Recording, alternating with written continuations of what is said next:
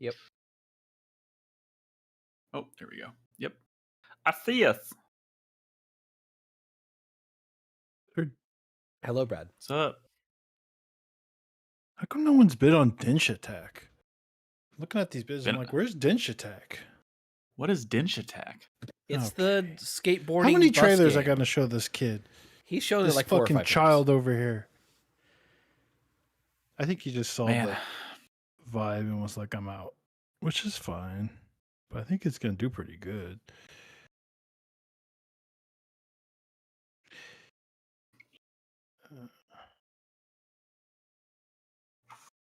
All right. Hey, Sonji. It's Sony? Oh no. What? My fucking keyboard. Slaughter. Wait. Oh, thank God. Okay. I thought I was going to have to reboot my whole computer. Alas, I did not. Is it your keyboard? The hell My kind of keyboard, you- my Logitech, my wireless Logitech keyboard just keeps randomly like disconnecting, and I can't, no matter how many times I reset it or hit the reconnect button or whatever, it never reconnects until I restart my computer. But that's not what happened here. I accidentally just hit the button on the side that turned off the keyboard. So Have you tried making your computer just completely forget about the keyboard and then do a whole pairing? no, I haven't. I mean, it doesn't happen so often that it happens like once a week. It's not like driving me that crazy, but it hasn't happened on a podcast night yet, so we'll see. Maybe I'll do that, but I'm not We going to worry heard about from it right now. Crispy at all? Crispy said he'll be here, yeah, but who knows when? So as far as I'm concerned, we could watch some trailers. Okay.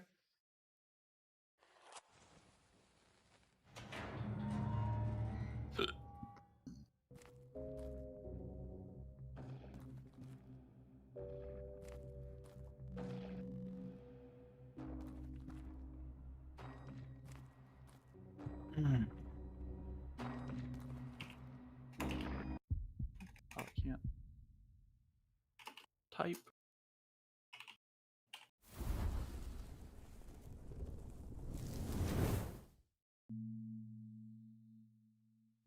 I don't know what Teleforum is. I don't know, but I like the vibe. I do not know what I did not buy this ticket is.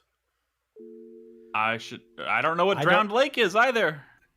To be fair, Chris Davis, they might be like games that are too progressive for your interests or something. Wow. Or I thought you would just say something, tolerant, like, I don't know, just outside your wheelhouse or not of your taste. But no, you went for the fucking throat there. Have I introduced you to Brad yet? There are some days in which he's all right. I think they're LBGTQ. Not this games. day. No, I don't know anything about those games either. Joe, check this one out. This is more your flavor, Nick. This looks like Control, but like a poor man's Control. You love Control. I do love Control. I because thought I'm not Control was a bitch. poor man's Control. Barely made your top 10 list. Shut the Kind fuck of sort up. of game. Brad, you played Control, right? No, well, I like briefly. Okay, this literally is Control. Should Right? I play? I mean, not game from a gameplay. I was perspective, thinking but, about like, playing Control and Alan Wake 2, like this summer. You haven't played Alan Wake 2? Briefly. Played like a couple man. hours of it at most. I was annoyed by the map, I think. Something like that. And then, Brad Slot probably came out. So I was like, well, I'm done with this nonsense. Sometimes, because I use Gamefly, because who can afford video games, am I right? Thank God physical media is sticking around forever. Yeah. But at some point, I'm like, well, I should probably send something back to get something else to talk about. And sometimes you got to make tough choices. I don't always want to send back games that I think I might be interested in. I get it. Did you play Star Fox for more than 1 hour? Yes, I did. I played through it a few times. I mean, I know the Star Fox game, dude. Yeah. Like a single playthrough of Star Fox is like rude. That's just absurd. That's like a single. This is like Control if it was boring. I think this is like. I'm just kidding. Well, I mean, I don't. Maybe Control's boring. Maybe this is hype. Is this friend swap?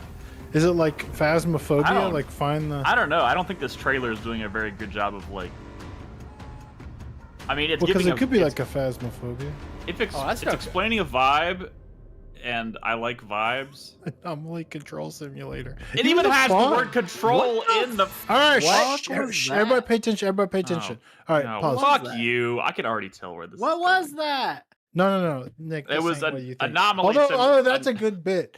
I should play the video where you talk about Control. No. But that's not what this is. I was talking to. It's some other thing, and you're trying to make a point against me or something. No, there's nothing to do with you. Shut up. There's nothing to do with you. I had a meal with Carlos a few days ago, and he told me that there's a bit hidden in his video that nobody's got. That Chris Davis didn't catch it when he made the video. Why? No, turn it up. Turn it up. Turn it up. No. This. All right, pause it. Let me finish setting this up, dude. Chill for a second. Daddy, chill. He said there's a bit in here that no one's figured out, not even Chris Davis.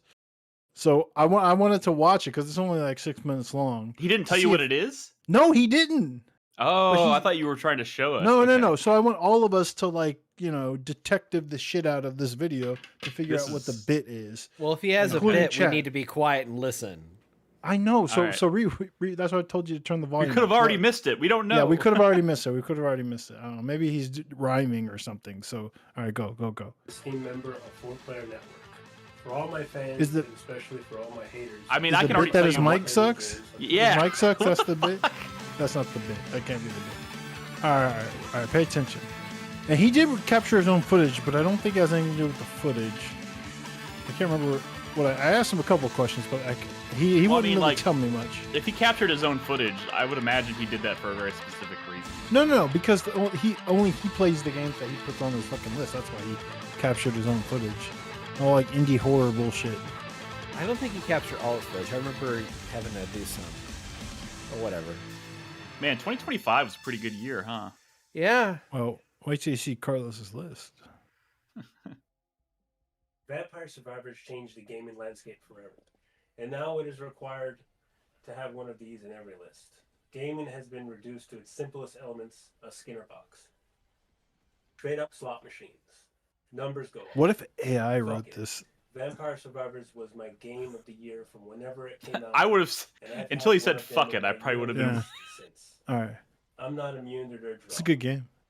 Throw in a little bit of internet memery and maybe we're cooking. Mega Bonk is my number 10. Chat can't hear that well. I mean, neither can we, to be honest. Combination of genres that I did not know could be possible. You got the combo chains and juggles. Hey, Chris Davis, are you sure you don't know the bit? With game-breaking builds. I think he said he was surprised you didn't. If there's a bit, I don't remember what it is, and it's probably not a good bit. Story, voice acting, stop being judgy. I'm the one that fucking made these videos, bitch. Bro, you made a whole video not realizing that PUBG was replaced with Hollow Knight. Because you violated the sanctity of the Game of the Year list. You made the video. Hacked the code. You was your fraudulent motherfucker. That's your fault. You did that, not me. I trusted in you. Wow. That was you managed the list. Mistake. No, it was the list that you created. You typed in your spreadsheet and say, hey, y'all need to capture footage. I just swapped that one out. You created that list. Right, technically, I think I created the list, but whatever. No, he did. It was a footage request list. Neither here nor I haven't seen a bit yet. It's also, hands down, the best looking game of the year. And one of the coolest looking games I've played for some time. Is the bit that he's just being honest and sincere? The bit is that he told you there's a bit. Numbers go up. No. Oh my god, what if that's it? No. Balatro ruined gaming forever. Everything is Balatro now. Did you say Balatro ruined gaming forever? My number 8 has phenomenal GeoCities aesthetic that does pretty good job at filling in the whole number factory after the cancellation of Hypnospace Outlaw sequel. That's true. That game's pretty stupid. Which game? Unbelievable. that we are Nubby's living Number in Factory. a world in which Oh, routine how is dare you. actually a released game you can play. Even You're more dumb. unbelievable is that routine is actually fantastic, scary, Hell immersive, yeah, and better at Carlos. what it's setting out to do than any other game that it released since the time routine was originally This is announced. Carlos's game. Lunar Nick. software delivered and took us to the moon, baby. This is I No. know. No, this is my game. My Club Mika's Oh, experimental what? games Control are is all my about game because all of it's his the game I get previous to have for titles, hating. Horror, No, that was Unsolved routine. VHS, and Buckshot Roulette have really hit the Oh, I spot. thought They it have was all Control. managed to scratch. Control's my game. I didn't know I had to tactilely interact with virtual machinery in oppressive dystopia. Wait, what does it say? Wait. Split, Does he type that in? Unsorted Wait, Horror, wait. Unsorted Wait, VHS, pause. and Buckshot Roulette have really hit the spot. They have all Wait, managed to pause. scratch the itch. Because I see fuck it, which so this is I think you type into a you do type into a So we doing this this or is not? split, Fuck it. right? And I'm guessing everyone has their own way out now. I'm good. Same. What about you, Axel? I have a way out. Let's get started then. Boot it up and send me the LFSID from the Fields kit files. D. Okay, there's I don't see any. I mean, Okay, other than okay. the fuck it in the. All right, continue. I didn't know I had to tactilely interact with virtual machinery in oppressive dystopian sci-fi settings. Split, or SPLIT, sends you on a hacking mission in which you must utilize a command prompt to pull off a successful hack, with dire consequences for everyone involved. I did watch this video once, and it seemed surprisingly I grew up in straightforward. Mexico. Despite this look being set in Ecuador, I can identify with many of the themes on display. I too remember playing football with my friends on the street. using an empty juice Football. That was the ball bit. Yeah. and rocks to mark goalpost. It's called The game soccer. captures What a the bit. energy that fills the air in Latin America when a country team is playing the World Cup. Even in people that don't really follow the sport. He sounds Is- a little is the- like Pedro is- Pascal. Is the bit that like one of these games didn't even come out this Another year? Since Or that Mexican year? before guy? it came out, I've been waiting to play more of what I guess we've sort of agreed to call corridor shooters. And Cruel definitely delivered, as now I consider it the pinnacle of subgenre. It checks all the pretty sick. boxes that one of these needs The to be great pinnacle with of no extra subgenre? fluff. Yes. That was a If you ask me satisfying what headshot. Fiction is about, frankly, I cannot say, for I myself do not know either. The game begins with you in a hospital room in front of a locked door. Something does I seem think off on this it's video. cut No off Carlos from videos ever sounded the like this, scissors and I'm not that talking set about the your mic. severed tongue in a scale. The game gets weirder from there. Did he record this in a bathroom? Wait, Dude. Is What he if it's on a the literal- toilet?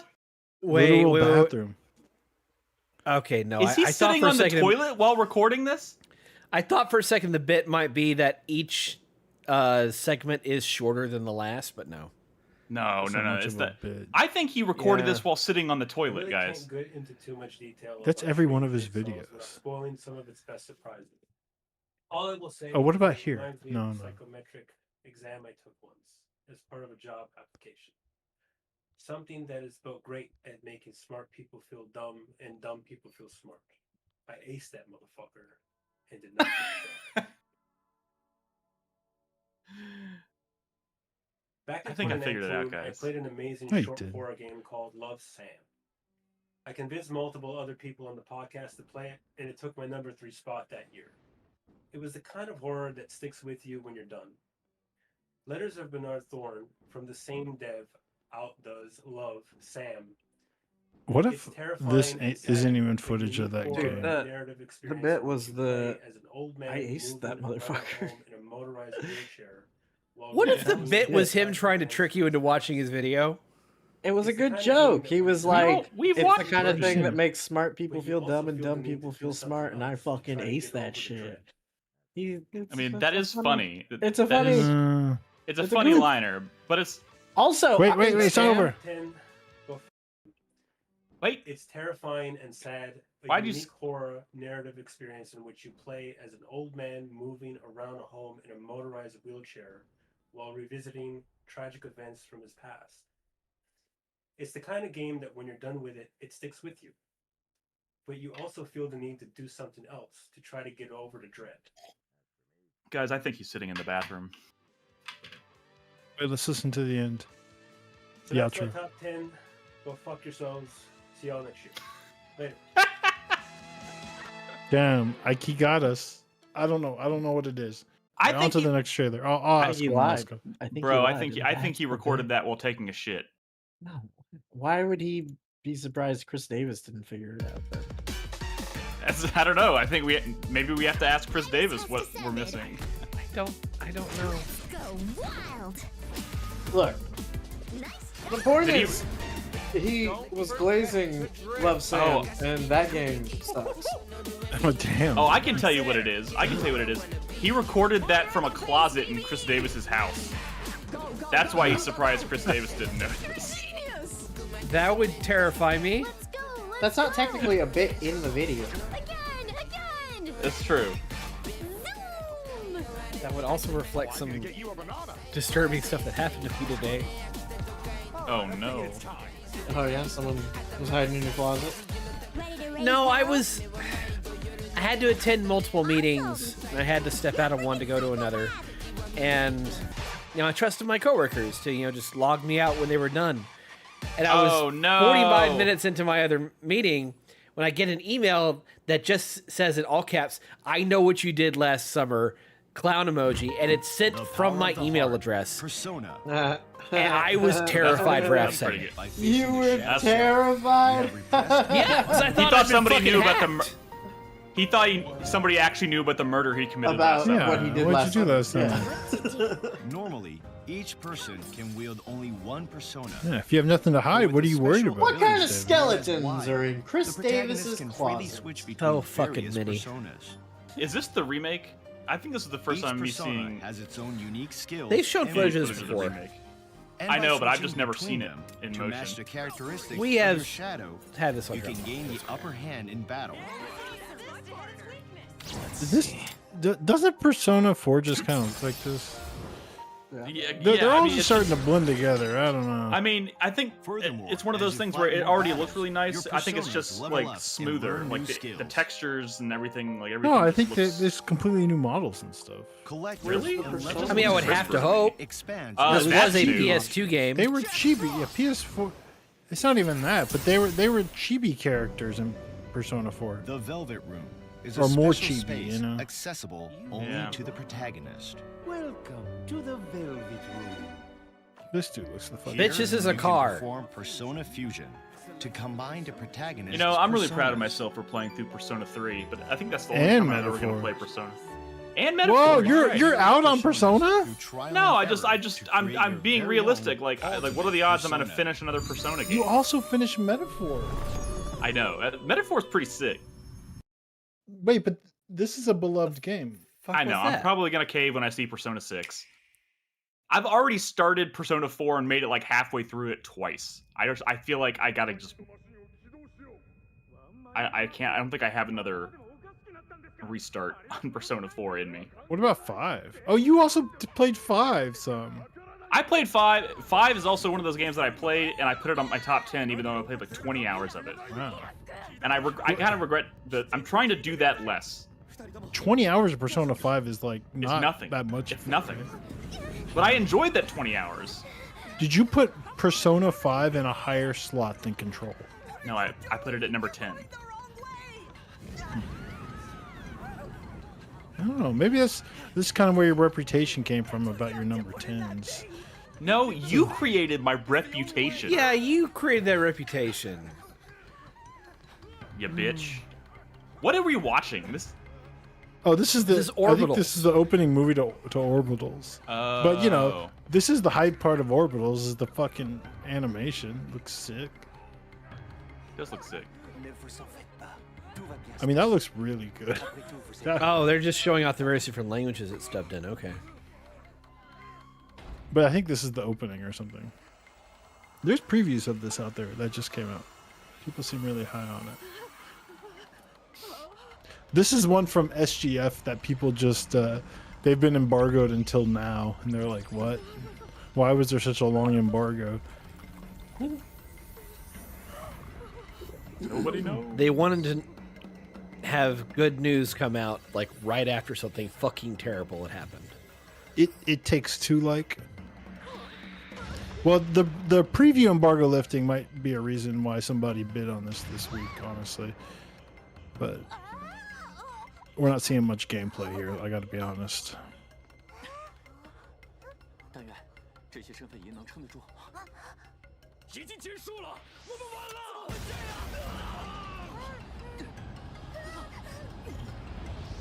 What's up, chat? How's everybody doing? What's up, Warrant? You should read his. Wow. You should read his next book, although it's even more depressing. Yeah. What's up, Dano? Aeon, Sonji, Slade, Ashif, Brucey. What's that say? 15. I don't fucking 15 know. years later? 15 years later, maybe? Oh, they Well, look they do older. look grown up. 15 days later.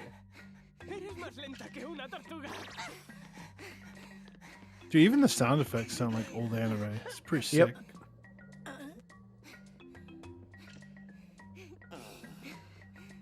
Can I just watch the Orbital show, or do I have to play this shit with my wife? Yep, We didn't- it's we didn't just get- listening. We didn't get through what's the sci-fi one and the fantasy. We didn't finish.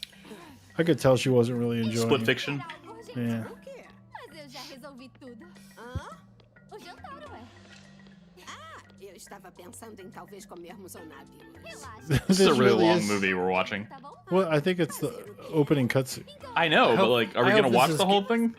I hope this game is available in every language but English. Yeah, we don't deserve it. I'd watch it in Japanese, honestly. Aí está em todo What is this called? This is Orbitals. Orbitals. We've seen like a million trailers for Orbitals. Well, you know, I guess there hasn't been that many, but we've definitely always watched them here. Orbitals. Trailers in every Exclusively on language Switch 2 is kind of wild. It would have been nice to see some fucking game. We've seen gameplay! I want to see more. but- Buddy, Halloween the game, the movie. Oh wait.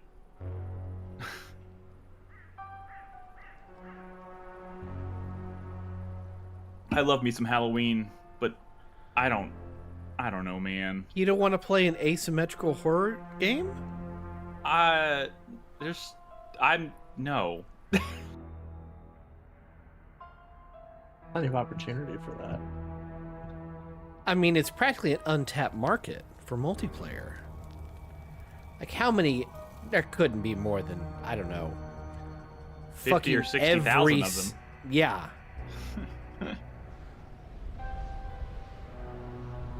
I don't know. I'm really just coming from a place of I actually like Halloween, like the property, but I don't. I know this is just a kind of game that I'm probably not going to play. Single player game. This is just a map walkthrough. Yes. Where is Michael? God damn it! I want to see You can Michael. skip I it. want to see some murder. Yeah. I think there is You a would, single Nick. player game coming. We'll see. Jungle. This place. It's alive. It penetrates your mind, makes you see things. Once you go there, you never truly come back.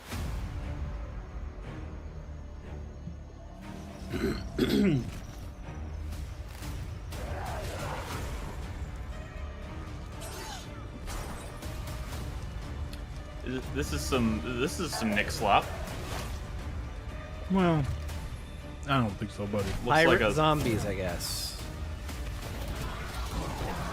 It's also what is this multiplayer? Thought I could come back. Probably, yeah. Is that a dinosaur? Yeah. This is from Ace Team, the developers of Xenoclash and Rock of Ages and Deadly Tower of Monsters and that sort of stuff. The Eternal Cylinder? Y'all remember the Eternal Cylinder, right? Yeah. I don't. You're constantly make running weird away from a games. giant cylinder that's designed to crush you and the environment. Oh. It's a weird, funky little game.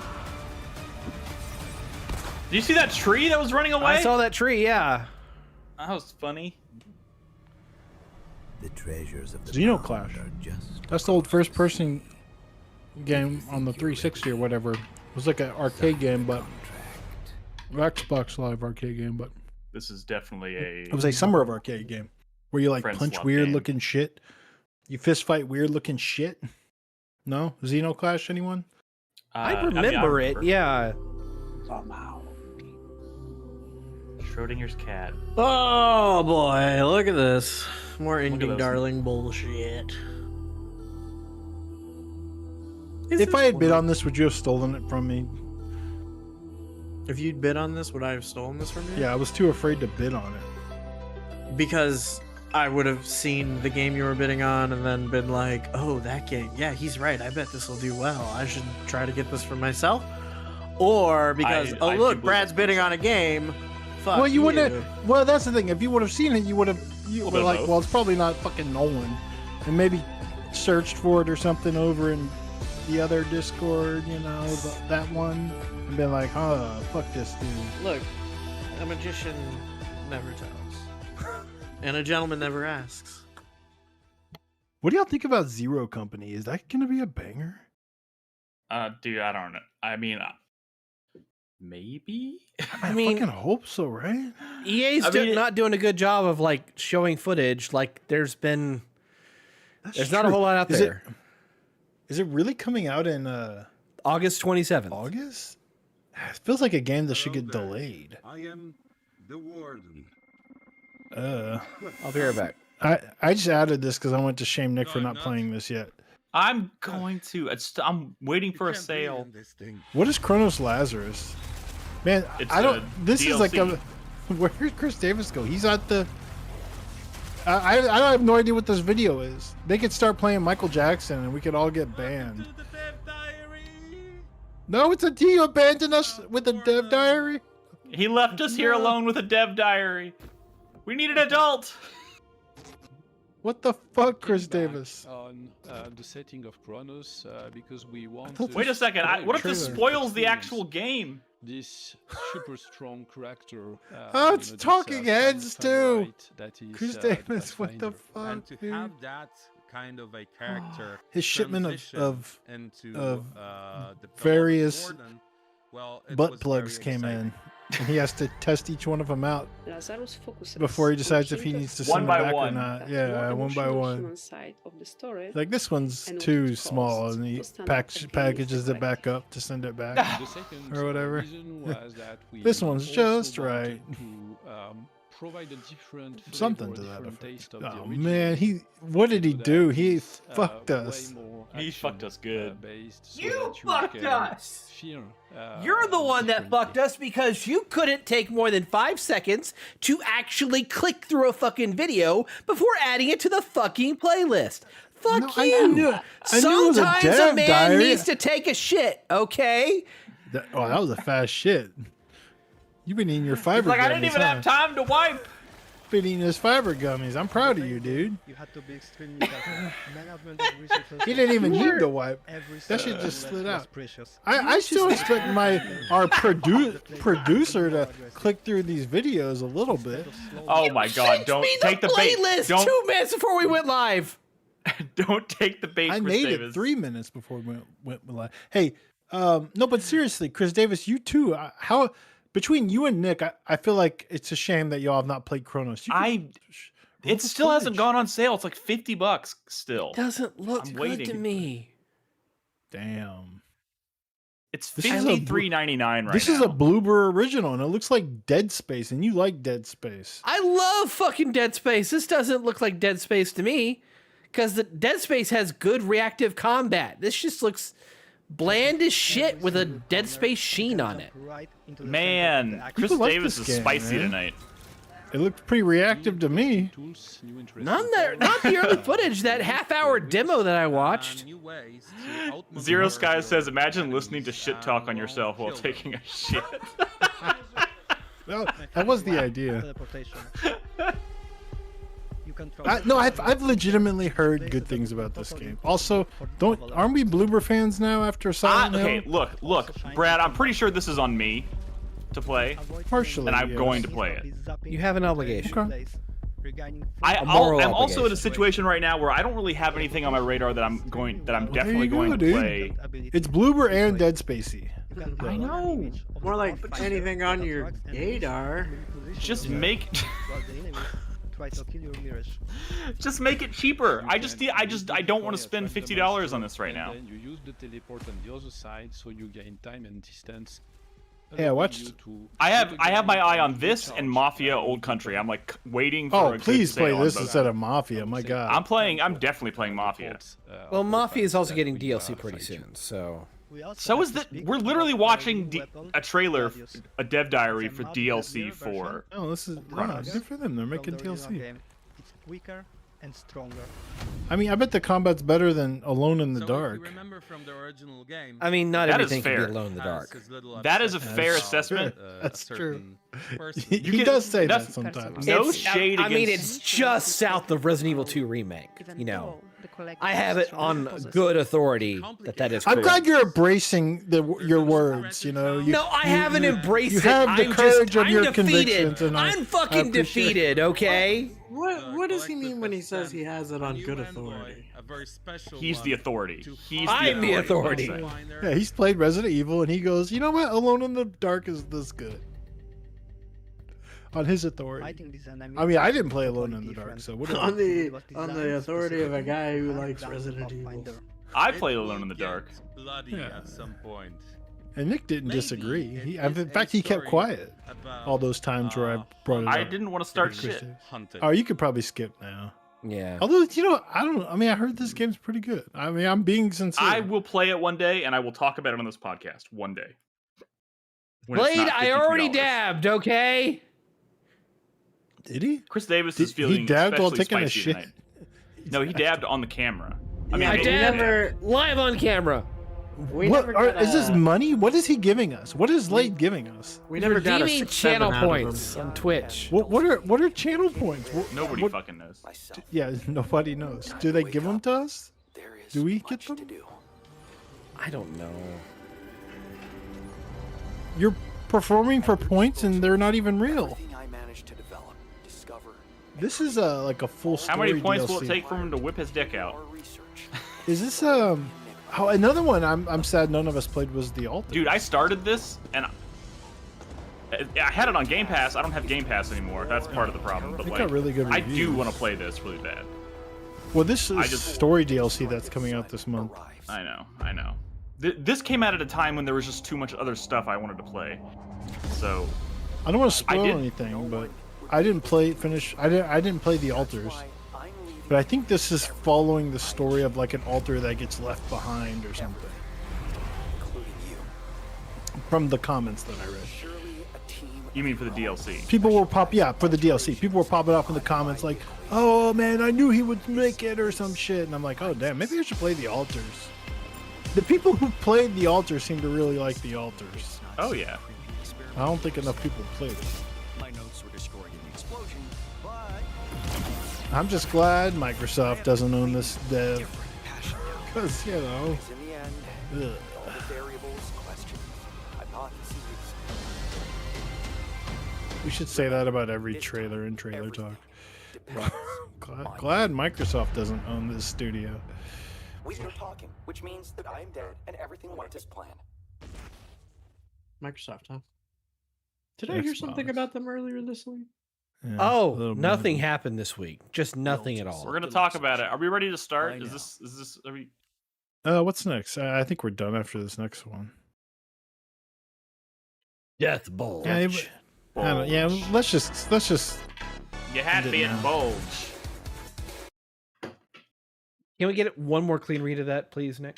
Nope. You cannot. Okay. Okay. Well, we're already 15% into this trailer. Yep, we were. Wow. We were. Jesus. Not anymore. Not today, Satan. If there was a gun in a rubbled wall, we would have watched the whole thing, I bet. Well, we would have watched it at least 3 times. Chris Davis, I'm impressed. You're leaning into the swerve tonight, and I appreciate it. I'm dying inside. So, but it makes good radio. All right, I'm ready when y'all Test. I'm gonna grab an alcoholic beverage. I'll be right back. are. He's taking another quick shit. Now he's gonna add alcohol to the mix. He was holding a turd because we were bullying him into coming back before he was done. He cut it. He pinched it. He pinched the loaf. You guys been pinching loaves on the lawn? Why didn't you tell me? The fuck, Dude, it's so funny. We were at my last weekend or whatever. We were at my parents dropping the kid off. Or no, we were there for 4th of July. And somebody clogged the toilet. And it was like really clogged. Somebody? And we were like, dude, we should... Dude, and I immediately started blaming Henry. It's like, I know it's Henry. He does that shit. He clogs the toilet all the time at home. And I'm like... And then I was using too much paper. And like, no, it's not too much paper, dude. He has huge shits, like enormous shits. He's clogging toilets. And my dad's like, dude, you should see a doctor about that. Like, and we're like, dude, we did. He's on fucking fiber gummies and shit. An 8-year-old. And anyways, I was just talking so much shit about Henry. And I'm like, look, my brother ran to the store to get a better plunger. And we finally like unclogged it. My dad was in there with his shitty little plunger for like 20 minutes trying to unclog this toilet. And I just kept going off on Henry. And Henry's like, dude, I didn't even take a shit, man. It wasn't me. And Wait, did he say it just like that? I mean, he didn't say shit, but, you know. Dano says his 9-year-old nephew also takes the biggest shits. It's... Kids just poop. Dude, Henry pulled me into the bathroom once to show me, and it was like the biggest log I've ever seen. Like, it didn't even go, it was just on, it was in the toilet, but it was on like the front of the bowl, kind of like. Okay. It was the biggest shit I've ever seen in my life. He's like, he brought me in to look at it, and I could see the turd before I even got into the bathroom. Like, I could see it like poking out the top of, like it was. It was like a log, man. A log. It was crazy. But it wasn't even him. Wow. Man. He didn't even clog the toilet. It was someone else. Are we on 879? We never found out who. 880. I think it was Brad, and I think he tried to pawn it off on his firstborn son. It wasn't me, dude. I flush as the log is coming out. I the feel propulsion pulls the to pull it out. Yeah. He's like, I used the toilet to help pull it out of my body. This is so gross. What are we talking about? It's stupid. That doesn't make any sense. You're stupid. We're all stupid. Hey, San Antonio. Child missing. I feel like I've been getting so many Amber Alerts lately, and I don't know. Is the world just ending? Yes. What's going on? Yes. I know this sounds terrible, but you can actually turn that off. You know that. You can, but yeah. Well, I'm not a fucking monster. What the shit, dude? These are kidnapped children. I'm pointing out facts. What, dude? That's like morally, like bankrupt. What the fuck? I turn mine off. Oh my god! 90% of the time, it's like a domestic dispute, like a like divorced parents, and one of them is like not bringing the kid back on time. I hate that. Like a lot of like like murders are too. What's the point? You're supposed to help identify like vehicles and shit. Dude, if a detective ever came and asked me for what I saw anywhere at any time, I'd probably be like, bro, I don't fucking know. Amber Alerts are for me? people like driving around so they can look at like vehicles and stuff. I make mental notes when I see like the road signs that have like Amber Alert information, like license plates and stuff. But like, I don't need to be woken up in bed by an Amber Alert at 2 a.m. All right. Well, you can still put it do not disturb. This is a fun conversation. Where is it? He's gone. And then, okay, so I did look into like the settings for that stuff, and the amount of these like categories is weird. There's Amber Alerts or Silver Alerts. What's a Silver Alert? A Silver Alert is like a missing, old person. Oh, an elderly person. Okay. Yeah. But like there's also like severe alerts and then extreme alerts. What is an extreme alert? I think extreme alert means the fucking world is ending or something. But like, oh well, Crispy, we can't see you. I'm recording. Brad coming in hot. What you eating, I'm Brad? recording. Don't worry about it, man. You went to the Peach Cobbler Factory, huh? What is the Peach Cobbler Factory other than what its namesake is? I bet say it's pretty self-explanatory. I need to look No, they this have like up. a million different things. I'm actually eating banana pudding. Ooh. From the Peach Cobbler Factory, you eat banana pudding? I love banana pudding. I mean, I like banana pudding too. I really do, but... No, I didn't pick. This is not even mine. This is Malia. She didn't like it.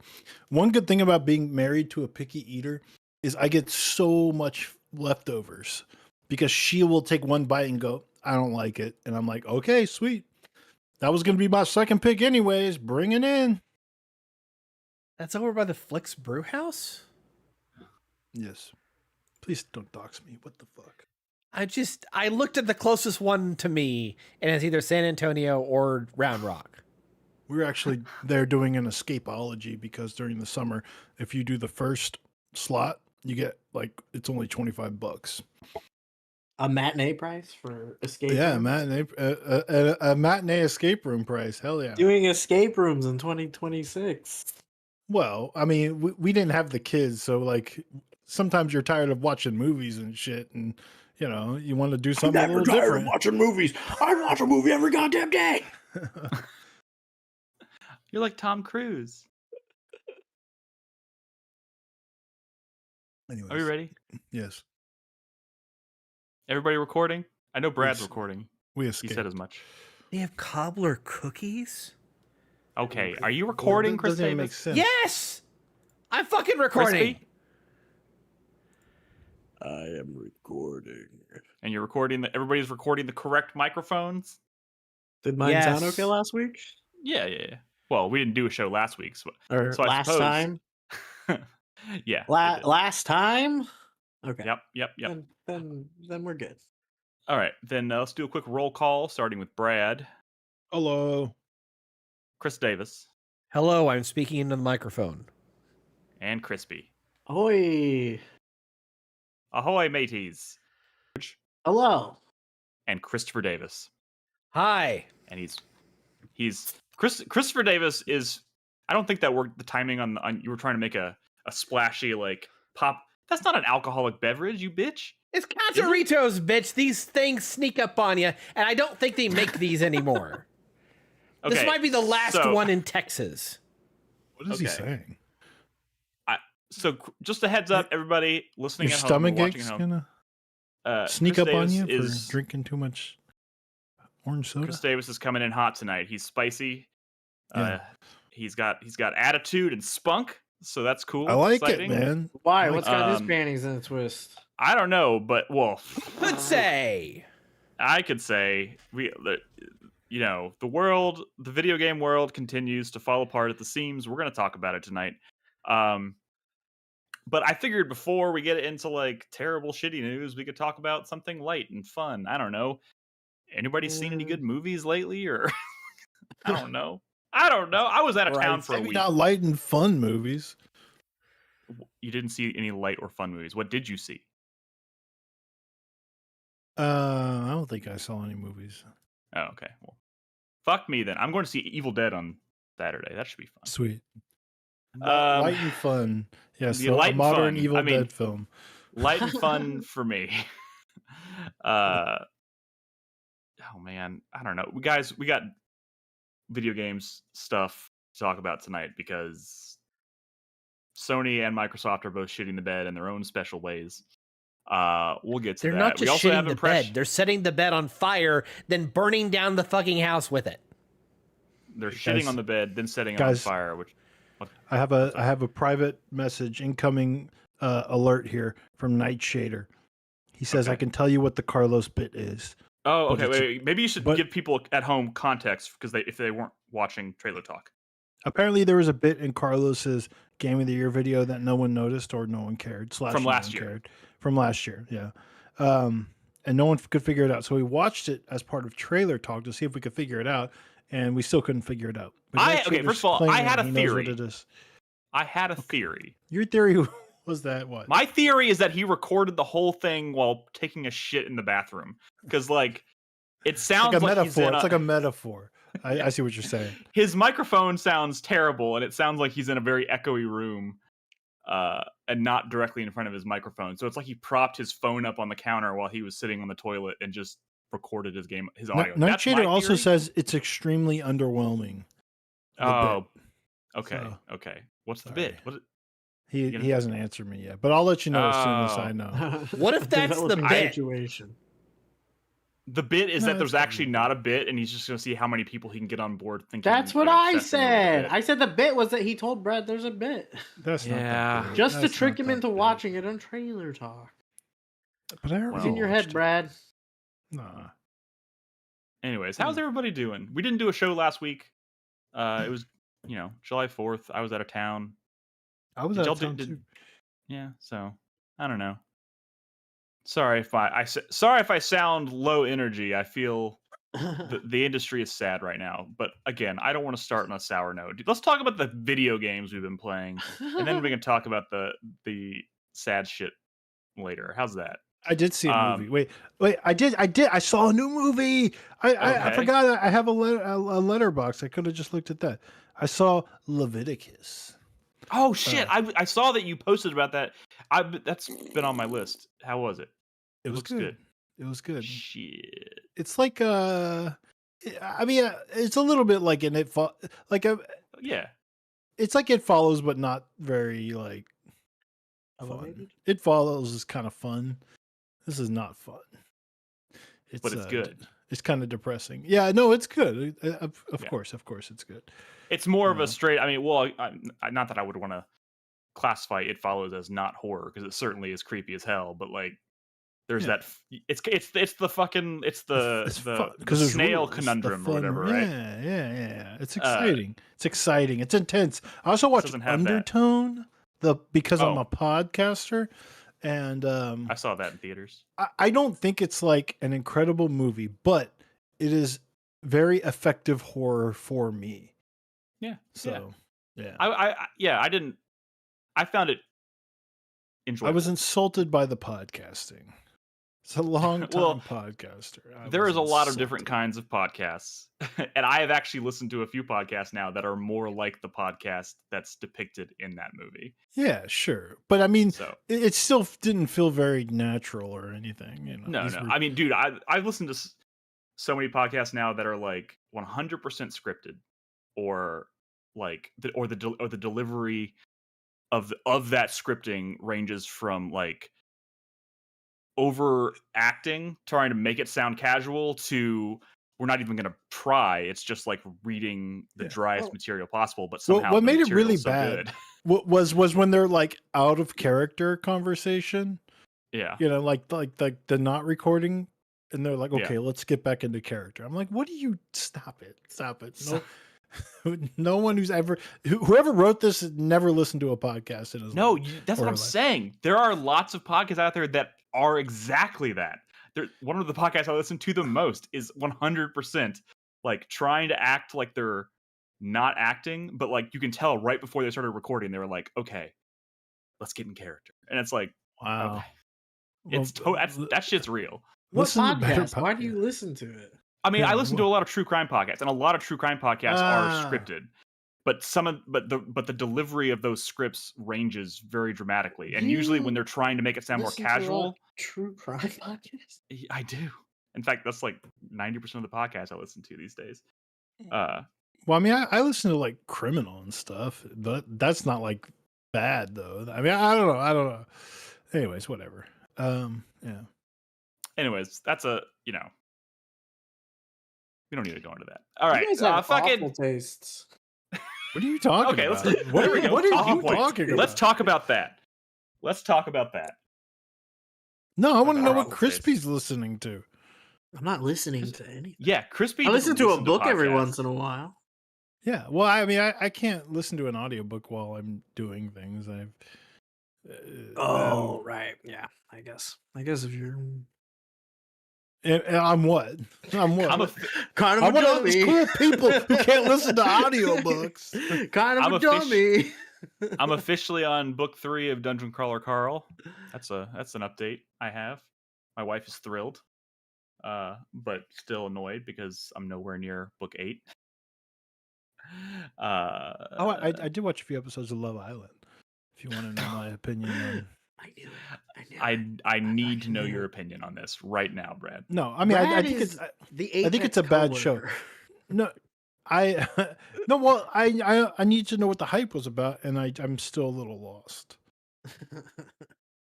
So, yeah. What you're lost as to what the hype is about? Yeah, I don't get it. Yeah, I don't get it. Yeah. But I had to keep watching. What is Love Island? Do they do international versions of it? Is it the same as that one show where that guy in Spain was like ripping his shirt off like the Hulk That sounds about right. because he was watching his girlfriend get banged by another man on a big screen TV on the beach? They brought him out to the beach where they had a whole viewing They turned the area beach set up. into a cuck chair?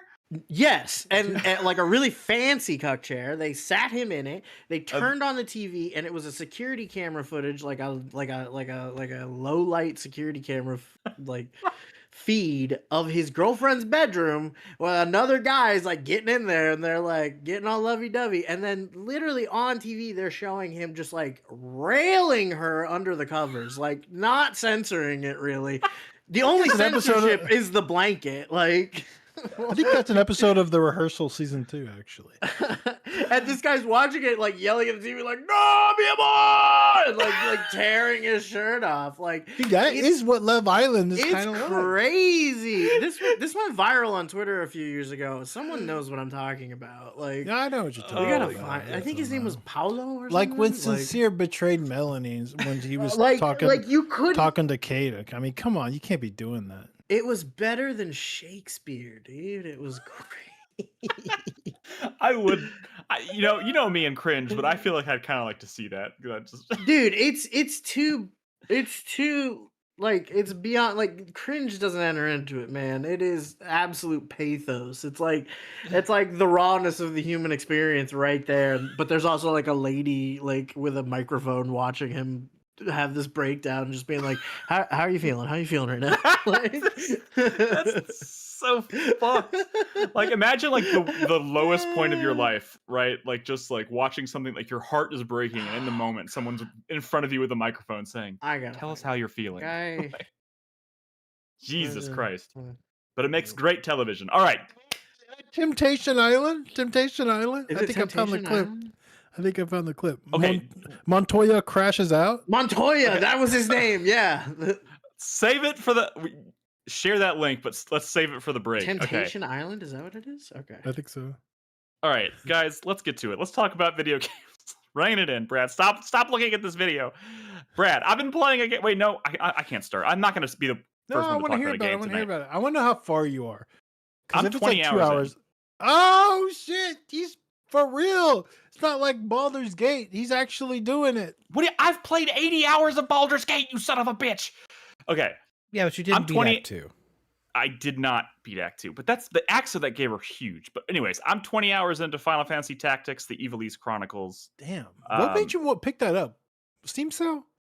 I've been thinking about playing it for... Yeah, I mean, there was a Steam sale, but also That's crazy.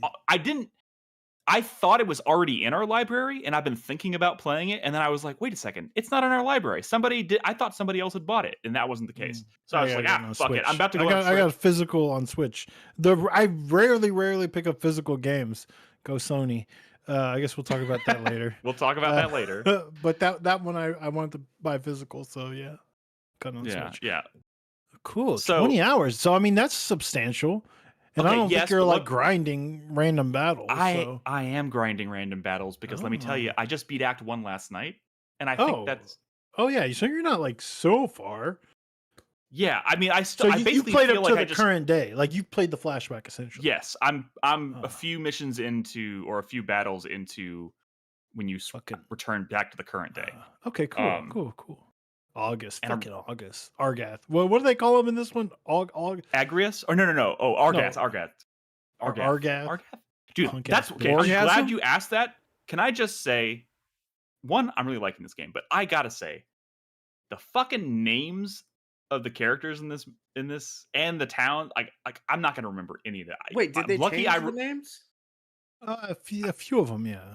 And I think they're just light variations of what they originally were, but like, yeah, it's like names like Dice Darg, and there's like Agrius and Agatha, and like there's like too many that are like Agrius. Careful. Agrius. Yeah, they're too similar. Like I don't know. I'm struggling with names, and that's just some Matsuno stuff. And it's also very like we've talked about it so much. It's very like Game of Thronesy, right? So like it's very politics heavy and relationship, like family drama and stuff. And I'm still good. I mean, it does have good documentation for that stuff. So if I do have a question, I can just go into the menu and like read about the shit to kind of like remind myself how people are related to each other and stuff, which is fine. But in the moment, like I'm watching stuff play out, and I'm like, my brain's short-circuiting. And also, I just want to preface this by saying I might be really bad at this game. I don't know. There's footage. Look at the footage. Yeah, don't watch. Don't look at the footage, Brad. I don't know if I can take Brad, who considers this his favorite game of all time, scoring my footage as we're talking about it. Dude, I found this game to be. I'm looking at the footage. But no, you're probably fine. It's challenging. I have died and had to. There's been several battles that I've like restarted completely multiple times because I was like, this is falling apart on me. I made a terrible decision. But like I do really. It gets easier if you start unlocking like once you've unlocked like the monk class or whatever, like and I have questions. Yes. All right. I need some pro tips here because I will provide. The job class system in this game is very robust, and so robust that I don't know what my approach should be because like I'm just like sometimes I feel like I'm just randomly like, oh, I've gotten this guy, I've gotten this class or this class to level 5, and now this new option opened up, so yeah, of course I'm going to switch over and try that one, and I feel like I'm just bouncing around. Yeah, okay. Yeah, and like none of my characters can even use ethers. I have one character that can use high potions. The rest can only use regular potions. Let me explain. So the chemist is the class that can use all of the items. Now, but it's can also the lamest class. Well, for now, eventually later in the game they can equip guns. Rom's is a squire. You just hang on, man. I mean, a lot of the characters. A lot of the main characters start as squires, but but they're like main. I mean, I've got a good grasp now for like they're learning. Like, don't be like mean. Learning abilities and learning types of abilities that then can be borrowed from other classes. But really cool. let me give you an example. So just very basic is like ladies are kind of better at casting and dudes are better at like the physical classes. That's just from like a natural like power stat and magic. It's a very bioessentialist game. Yeah.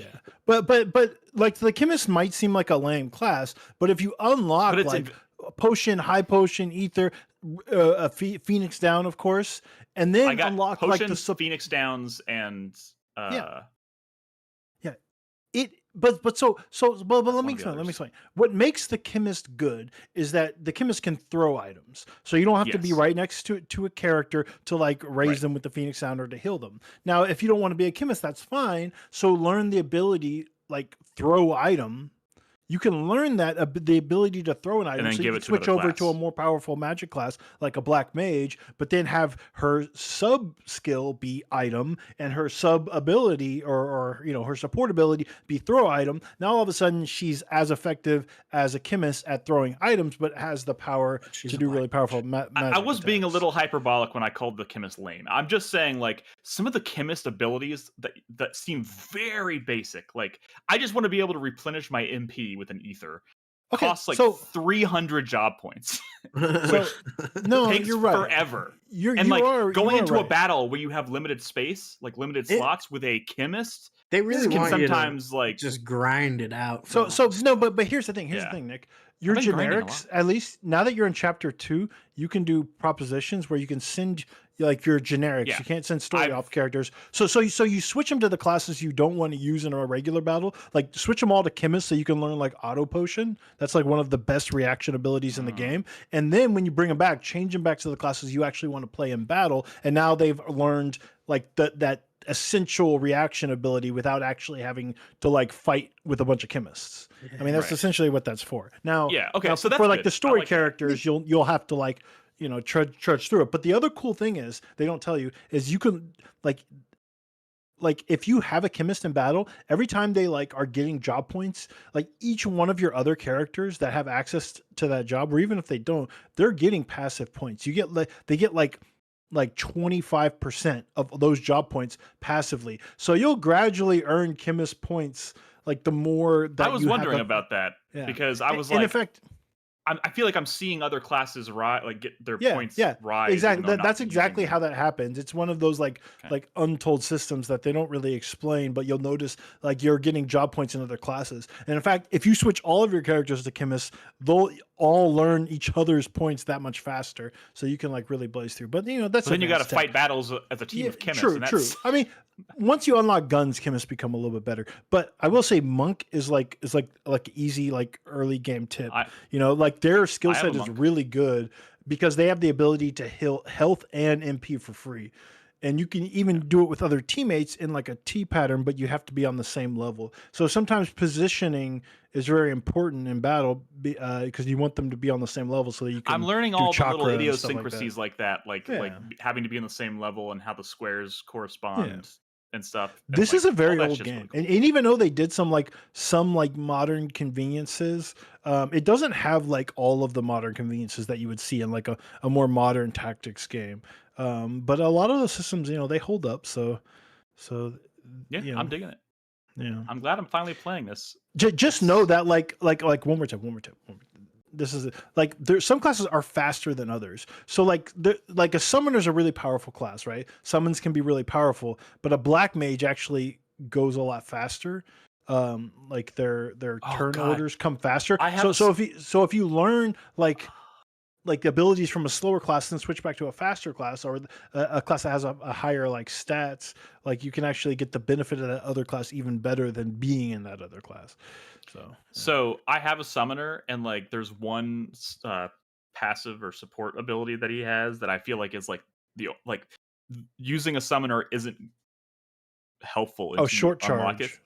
Short charge. I don't think it's short charge. It's one that like cuts the MP cost of summon of like all your abilities in half. The MP cost, yeah. And because like I have a summoner who does tons of damage, but once I use a summon twice, he's useless practically. Yeah. Because I mean, they're nukers. You do a couple of nukes and then you want to clean up the battle with But that's why you like give them a weapon that they can. Put it on a class. Just don't mix and match. Don't mix and match magic and physical, right? Like you don't want to have your ninja be using summons, right? Because their magic set's not going to be very high, so the summons are not going to be very strong. Yeah, I like to switch back to black mage. The black mage is fast and they have a high magic stat, and you can start putting gear on them that boost their magic stat as you get further in the game. So I feel like it's starting to open up now, and I'm getting more equipment, and I'm. I will be very. Proud of you if you actually see this one to the end. How does is the story? I mean, okay, I know the story. The story, good. Yeah, it continues to build and it goes places for sure. But the only thing I guess I'm like I really like the kind of story it's telling. Obviously, because again, it's very Game of Thronesy and stuff. But like, it doesn't. Where I'm at right now, it doesn't feel very like Final Fantasy-y. Does it start to feel? I mean, I don't know. That's weird. It gets fantastical for sure. I mean, if you finish chapter 1, you haven't come back after the end of chapter 2 and tell me because it gets pretty out there. But it is a Matsuno game, right? So it's going to feel more like Vagrant Story or Tactics Ogre in terms of that sort of thing. But it gets fantastic. And everybody talks like the dialogue is really good, but it's all like very Shakespearean in the way. Like everybody, but like it's cool. It's cool. I mean, that is the vibe. I mean, this is like the, the pure fantasy, Final Fantasy. But see, like Tarkus in chat says it's as fantastical as Final Fantasy 12. No, 12 is but more. Like, if that's true, I'm not feeling that yet. No, this is more grounded than like Final Fantasy 12. I mean, it's gonna get fantastical, but 12 is. That's all I'm saying. Like, I'm just hoping it becomes a little more fantastical, right? Because like the first book or first season of Game of Thrones, right, is kind of more just focused on like the political drama and like the lower to the ground kind of stuff, and then it starts to like suddenly there's dragons, and then things start getting, and then you start learning more about the White Walkers and like all this stuff. There. I figured that was the case. Take exception to that. Okay, I knew you might, and I know I'm not qualified to make that statement, but it made sense in my head. I have a coworker, by the way, who's watching Game of Thrones for the first time. Never read the book, and that's an interesting experience. But so many years later. Anyways, I'm enjoying this. I'm gonna keep going. It's my Steam Deck game. It's my lunch game. I'm still playing Monster Hunter Stories 3 as well. The music rips though, so make sure you're using headphones. Oh yeah. Definitely. The music does rip. It's pretty good. You're still trudging along with Stories 3. That's funny. Yeah. You know what's funny? Even though we did that stream where I played Monster Hunter Stories 3, and then you probably don't remember any of it. Well, I do. I still don't think I still don't fully understand.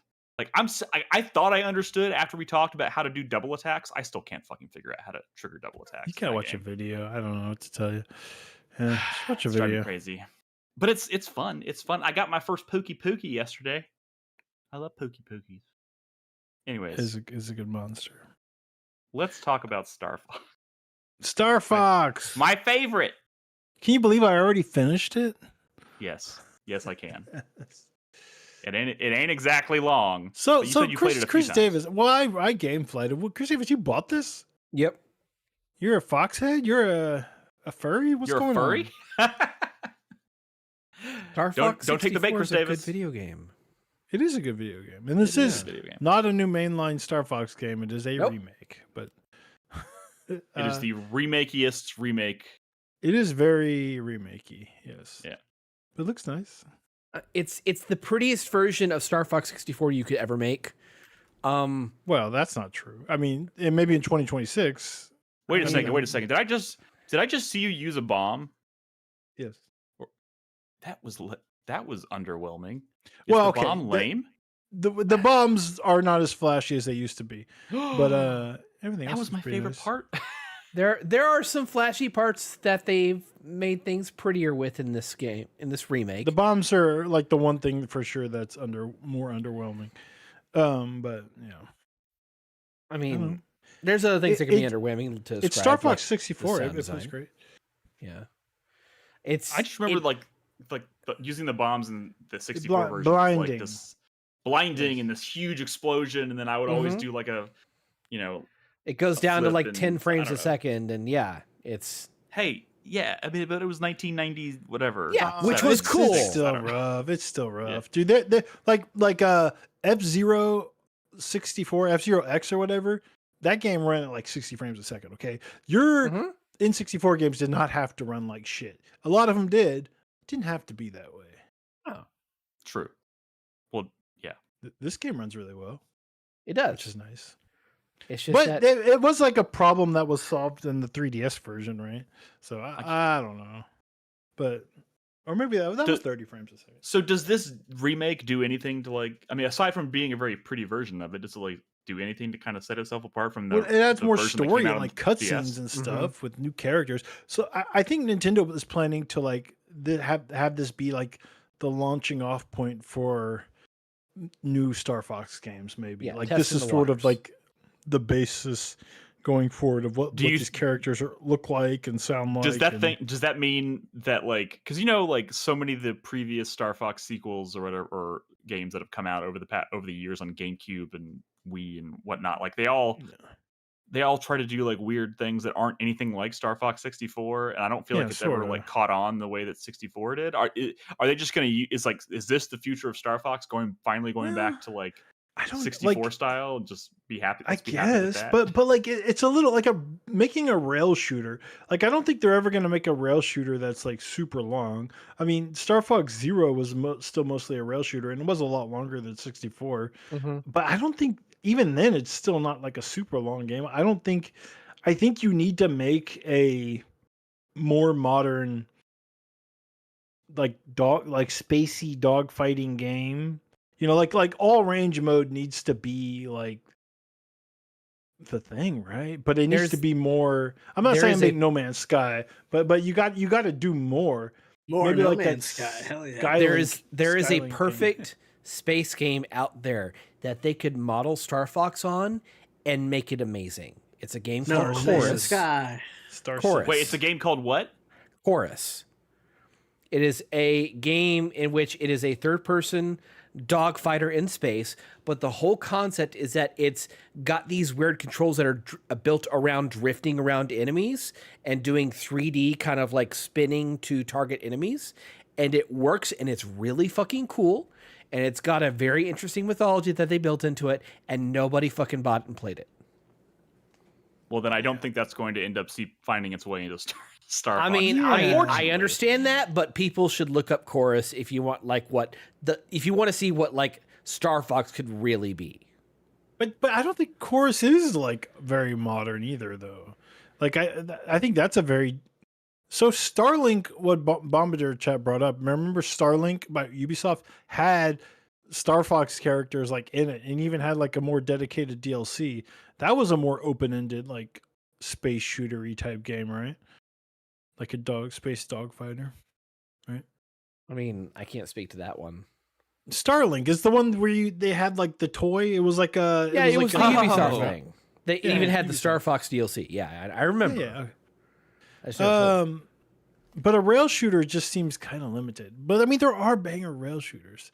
Why am I looking at like a?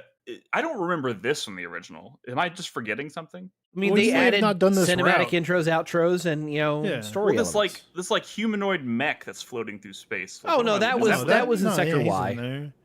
Yeah, you Oh, just okay. maybe took a different. You were probably on the easy route most of the I time. mean, I also have to be fully transparent here. I haven't played Star Fox 64 since it was on the 64. I'm and what telling was you, unique Nick- about Star Fox 64 was all of like the alternate routes and stuff that you could by meeting certain conditions in a stage you could like have like go a different route, you know, and do the hard route to get to the real ending and all that stuff, you know. Yeah. that sort of shit. Nick, but I'm telling you even right then- now, like the only new stuff in this game is the cinematic story. Like No every multiplayer. enemy spawn, every level design is exactly Yeah. the same. As the I mean, original. that's kind of what when we first saw this game in motion for the first time, I was like, I don't remember like a ton about Star Fox 64, but I'm pretty sure this is exact. like it looks so much like I remember it. This is the probably submarine exact. stage is a lot better. I mean, yeah, because it runs at 60 frames per second and not like 12. But is But- it still a 1-to-1? Pretty much, yeah. Yeah. I'm not sure actually on that one. Something feels different, but How are I don't people know. feeling now that the game is out? But and people played it? the vibe. I mean, the vibes are good though. I think people are happy with this project and they're happy with Star Fox. Between people were this losing and- their and minds about the way the characters looked and sounded. that right? was just first initial reaction. You know, the furries have. I mean, they've been jerking off to the same version of Fox for years and years and years. So to see all of a sudden like a slightly different one, it's just kind of off-putting at first. You know how that is. I do. Yeah. Yeah. I I don't know. It's something. I have a big complaint about this game. Okay. Oh. And It that does does not not also apply to 64. No, because it's down to the controls. The controls are not remappable. There is no alternate controls. You fire with the far right button, the A button or the B button, whatever it is on the fucking Switch controller, and then you launch bombs on the X. Now, naturally, when you are playing a game like this, or in like any fucking shooter whatsoever that's a rail thing, you're always pressing X, right? And you could reach over with your thumb to press the bomb button, okay? But no, all the primary fire is on the outside of There the are alternate pad. control schemes. No, there's not. There are not. Shit. Are you sure? Are we about to fact check people live on the internet? Please, if I'm wrong, please fucking fact check me and correct me, and I will own that. But like, I swear to God, the default control scheme for this game makes it to where it is a pain to button mash in this game. It is a pain to fire in general. Playing this game for an hour hurts your thumb because that's like half the game. So, sorry, but like it's all about the thumb positioning and how you press the button. Okay. Hell yeah. And for you to do the maneuvers, for you to slow down and boost and fire off a bomb. And so much of the time, the game encourages you to go for combos and charging up your shot before you fire it. Like, it just doesn't feel good. You know what's crazy? Do you know why? So there's got to be all. I booted up Star Fox SNES, which does have 4 different controls. 4 different control schemes. So maybe that's what I was thinking of, because I played some of that after I played this, and maybe that's what I'm thinking. How does a modern video game release without the ability to? I don't know if I believe him. Control schemes? Nintendo. Somebody in chat. Somebody do the research in chat and let us know if this is accurate or not. But I mean, I do trust that Chris Davis probably spent an exorbitant amount of time looking for the ability to change that control scheme because, you know, he's complaining about it. So I mean, I would imagine it legitimately at the very least, if it is there, it's not very apparent or obvious. It's buried. My hand was not hurting I played through it 3 times and did some of the challenge stuff. You must not have that carpal tunnel. Yeah, I don't know what he's talking about. I mean, I absolutely believe that you should have options, but my hand was not hurting. I don't know. Maybe I'm not shooting fast enough. I mean, maybe there was the one level where the fucking missiles are going to hit the damn ship. That one still infuriates me. That one felt so fucking easy, like so much easier than the original. Because he's probably tapping like a crazy person. Maybe I wasn't shooting fast enough. My hand wasn't hurting. I mean, it felt like it had the exact same spawn pattern for enemies. It did have the exact same spawns for the missiles coming in. So it's 1, then 2, then 3. But that's the only escalation. It's the exact same as it was previously. So with 60 frames per second. It's a 1-for-1 remake. We knew this was a 1-for-1 remake when they announced it. They announced it as such, basically. I get that, but at the same time, like, it is 2026, and I expect at least, since I have much better controls 25, 30 years on, I would expect have a little bit more of an escalation. You would think. Wing It in chat says that mission can be tough if you aren't blasting as hard as you can. It sounds like Chris Davis is blasting away and Brad is not. So I started blasting. Chris Davis is finger blasting this game. Blasting his load. Chris Davis is finger blasting Star Fox, and Brad is. I will say. Yeah. So my kids are not Star Fox kids. Bombardier has in chat here. You can invert the y-axis, and you can turn on button combos to do your maneuvers, but you cannot remap the buttons. Yeah, I mean that is still not. Yeah, that's definitely not the same thing as being able to remap the controls. Do they have like at a system level? Maybe that's why they don't bother. I mean, if it is, that feels kind of shitty. Well, if you have a controller with like bumpers or whatever, or back buttons, you could just map the bombs and stuff to that. But Yeah, but you gotta have somebody in chat did want to know about the multiplayer stuff. I don't really know what's going on with the multiplayer. It's got online multiplayer, but the problem is there's just not enough maps, and like each mode is tied to like the map. It's cool, but it just seems woefully underdeveloped. Like they should have done more with it, and I think people would have been far more excited. You can't. I mean, it's too limited. It's neat that it's there. It is different from any of the multiplayer stuff from the original, but they didn't go far enough. But again, maybe they're just sort of testing the waters with this stuff. I mean, I'm glad it's not a full price game because it doesn't feel like a full price game. It feels like a remake of a 64 banger. But I don't want to open this can of worms again because I feel like we've had this conversation. We had a very long conversation like on the podcast, but now we've played Star Fox. Have your expectations and opinions on what this Ocarina of Time remake are going to be? Has this had any impact on that for you? Is this set the like? Do you think it's going to be more or less than what this is in terms? But of I mean, I don't think we know. But I mean, we just don't know. It's all guesswork. Yeah, but I mean, if Ocarina is this sort of thing, where it is the exact same game, but it looks a lot nicer, and then maybe they put a lot of like new cutscenes and stuff in it. I will say, having new cutscenes in this feels more like appropriate, weirdly, because it's all like mission briefing stuff and just some like back and forth between stages. Yes. I don't know if I want a bunch of new cutscenes in Ocarina of Time. That might feel a little. I mean, it's not about like replacing, adding cutscenes. It's updating the already existing cutscenes in there to where they're more cinematic. There's more going on. Maybe there's voice acting. Well, yeah. I mean, you would have to do that. Like that is the bare minimum. But I'm saying, like, if they're adding new stuff, this Velen studio, the makers of Knockout City, that dodgeball multiplayer game. Sure, they're creating new. They're creating some new story moments for Star Fox. That's fine.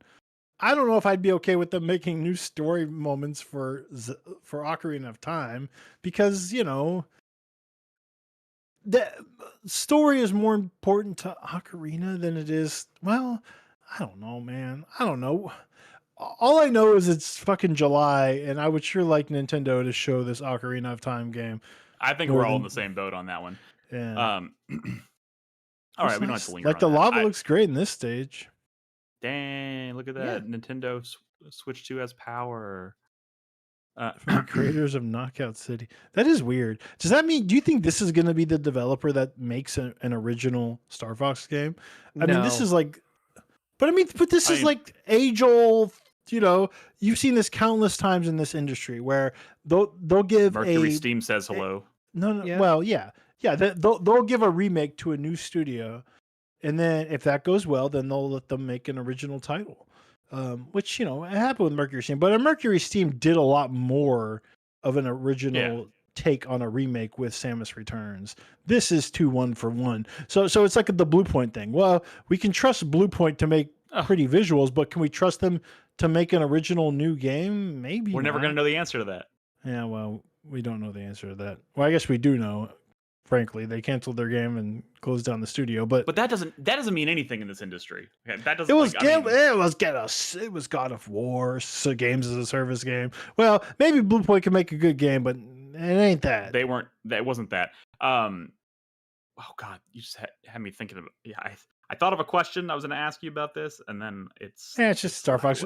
You could have finished Star Fox 64 in the time it took for us to talk about this. You're not exactly wrong. I will say. One more thing I don't like about this game is that it feels like it's so much easier to shoot your wingmates. Like, yeah, but I like that. Well, no, I understand the appeal of that. The thing I'm talking about is that like the feedback for your combat and hitting enemies, in particular your wingmates, it's not very good at doing that sound effect and giving you that visual cue. So if you're trying to lead a shot and trying to hit an enemy, it's chasing your wingman, like you can end up very, very quickly and very easily shooting him down instead of the enemy. You really are shooting way too fast. You're blowing up Slippy like that quick, man. You're try hard mashing on that fucking button, dude. Oh, I don't think I ever blew up one of my own teammates by accidentally shooting them. But you're like the gif of the dude gaming harder than what's that? What's the name of that gif? The dude, the one where he's doing all the sweaty gamer. Yeah, he's doing like all the capture shit, and at the end he's like baking a cake or some shit. But like, look at this! Look at this boss fight. The animation for like indicating that you're doing damage. It's it's very slight, and there's almost no sound effect to indicate that I'm doing damage. That's true. That's true. I saw some complaints, but I kind of like that because I think it's a little too obvious in the original. You know, the weak. I mean, points honestly, and this is stuff. not surprising considering like- how they handled the bomb situation. I know, but like harping on yeah, that, but true. But I mean, it shouldn't be so obvious. You should have to try to like figure it out a little. There was no figuring it out in the original Star Fox. It was always very obvious when you were hitting a weak point and all that. So I don't know. I'm a little on the fence about that.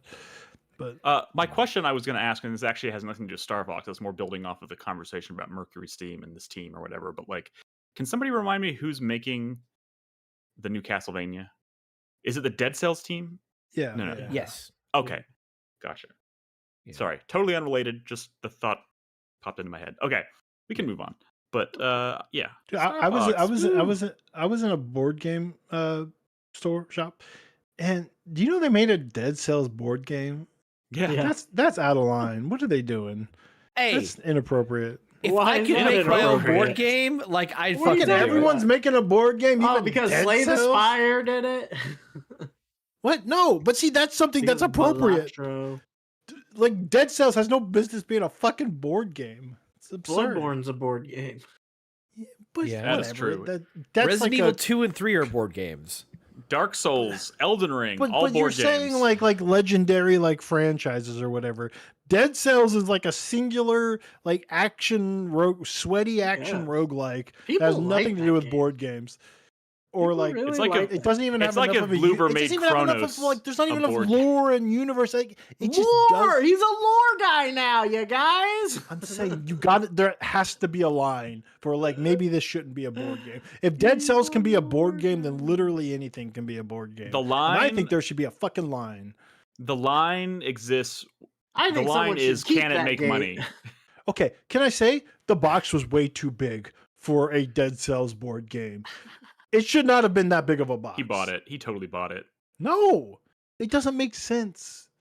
It should be like a deck of cards, maybe. The Dead Cells game, you know, fast pace. You know, it was like the box was huge. Fucking Dead Cells. What? Was it a Fantasy Flight game? Is that why the box was huge? I don't know. I didn't look at it that hard. I just know it said Dead Cells and the box was enormous, and that was absurd. Okay, moving on. Brad, you had another game you want to talk about this week. Yeah, probably way cooler than the last two games we talked about, especially Battle. Way cooler than your favorite game of all time that I'm now playing. That's the joke, but whatever. I've been playing. By the way, I told my wife that because she asked, she walked in, she's like, "What are you playing now?" Because I had just finished playing and starting Tactics, and she's like, "What is this?" I was like, "Final Fantasy Tactics. This is Brad's favorite game of all time." And what did Robin say? Easy, Robin. I want to hear it, you mummy loving freak. What's bad about my favorite game of all time? How disappointed was Robin?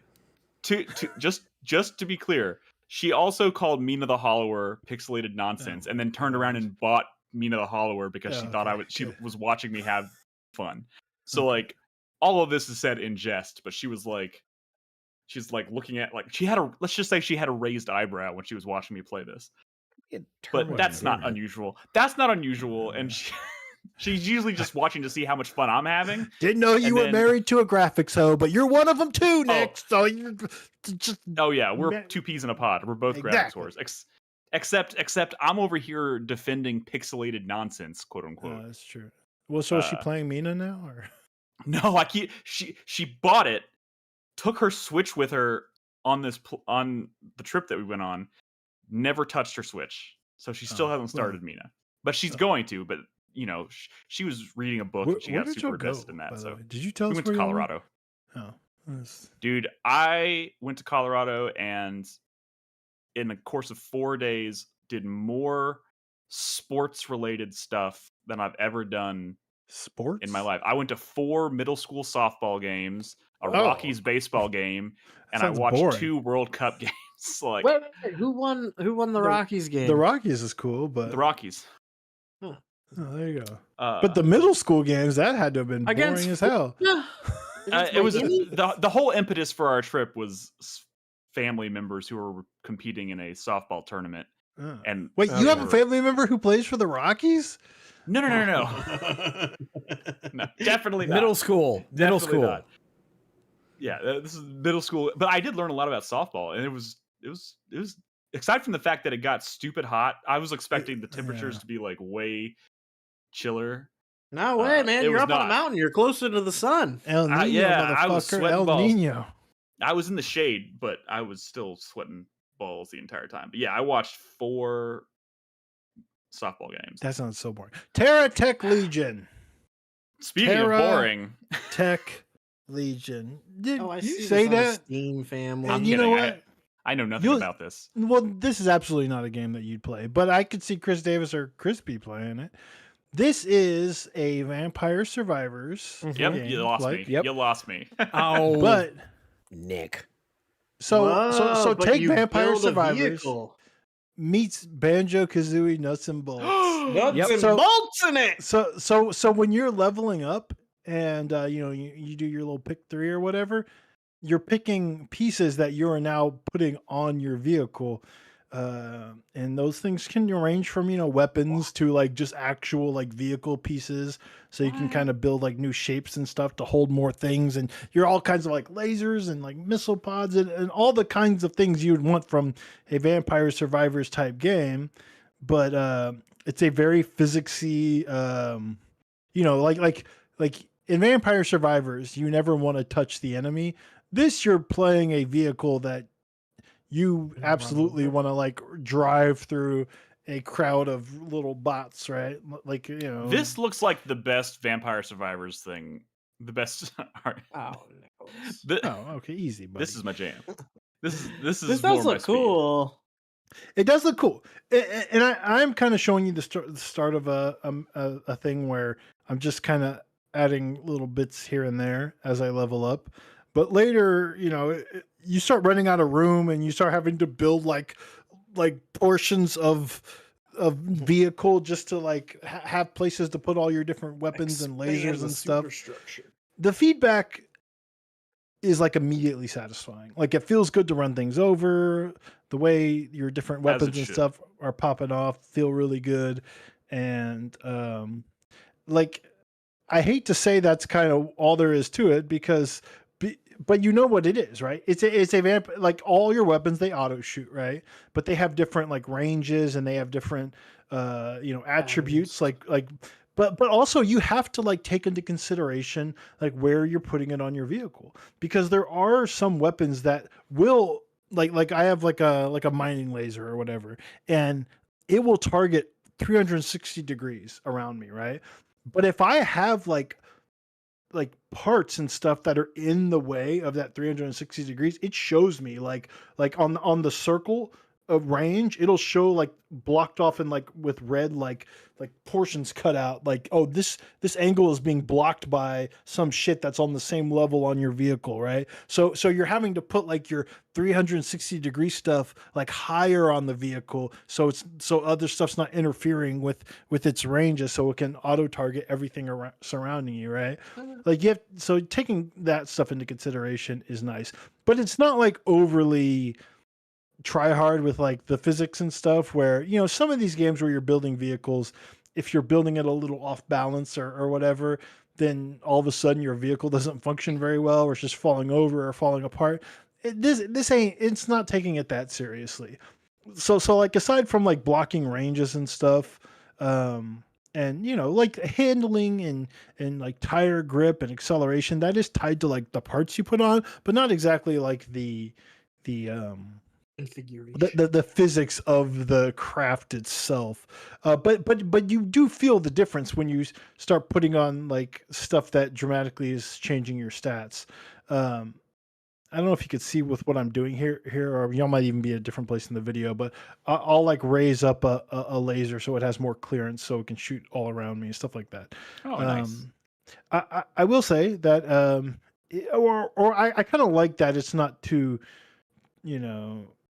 in depth with the physics, because while that can be fun in this type of game, you just want to like level up, get new weapons, make sure you have enough power to like actually boost through hordes of enemies quickly, or like when you start coming across bosses and they have like area of attack ranges, you don't want to get caught in their bullshit. So you don't want to be too lumbering of a slow vehicle that you can't get out of the way of like really deadly stuff. There are multiple characters to unlock as well. Like this is a character who's very defensive. So you do a lot of like impact weapon types where you're like the front. You can attach like melee type stuff like grinders and rollers and like bulldozers and stuff to the front of the vehicle, and like they also do like damage. But like this vehicle is kind of designed through just driving through hordes of enemies, while like a character I unlocked later is very like fast and nimble and has like more range based stuff, essentially like the sniper type character of the crew or whatever. And that one is a little more tricky. I'm still trying to figure that out because it's pretty easy to get swarmed by the enemy, especially when you're fighting like bosses and stuff. That like tank like is definitely something that feels useful, and this is definitely the character that you can play as that's the most tank like of the few. But like in Vampire Survivors, you have like a meta progression, like where you're spending points on a skill tree, which is kind of like the stats and stuff that you level up in Vampire Survivors, where like it's impossible to win your first run of a game like this because your character's just not strong enough yet. But because I've been using this character more often, when I try to switch to the other characters and I have not invested in their skill trees, I'm like, well, they just feel a lot weaker. But they feel a lot weaker because I've not been investing in their skill trees. So it's a little weird to need to go back to like level up their skill trees to see if they're any good when they are closer to maxed out. But it's a little awkward. I kind of wish you can like refund all the skill points for one character and just dump them into another character's skill tree, but it doesn't work like that. But because the game is fun and addictive, like this genre often is, I'm kind of happy just to play a bunch more with the other characters because it's just fun to play. Because I don't know, it feels good to run things over and to shoot things, and all the effects and stuff for that feel really nice, and you know, you could put tank treads and shit on your vehicle, and it makes it to where like maybe they're not as fast, but they turn a lot easier and stuff like that. I don't know. It's neat. I love Banjo-Kazooie nuts and bolts. I kind of wish it got more complicated, but it makes sense they keep it somewhat simple, because if you spent more time like you level up quickly like you would do in other games in this genre. So if you spent too much time, like the balance would be off if it was any more complex than it is.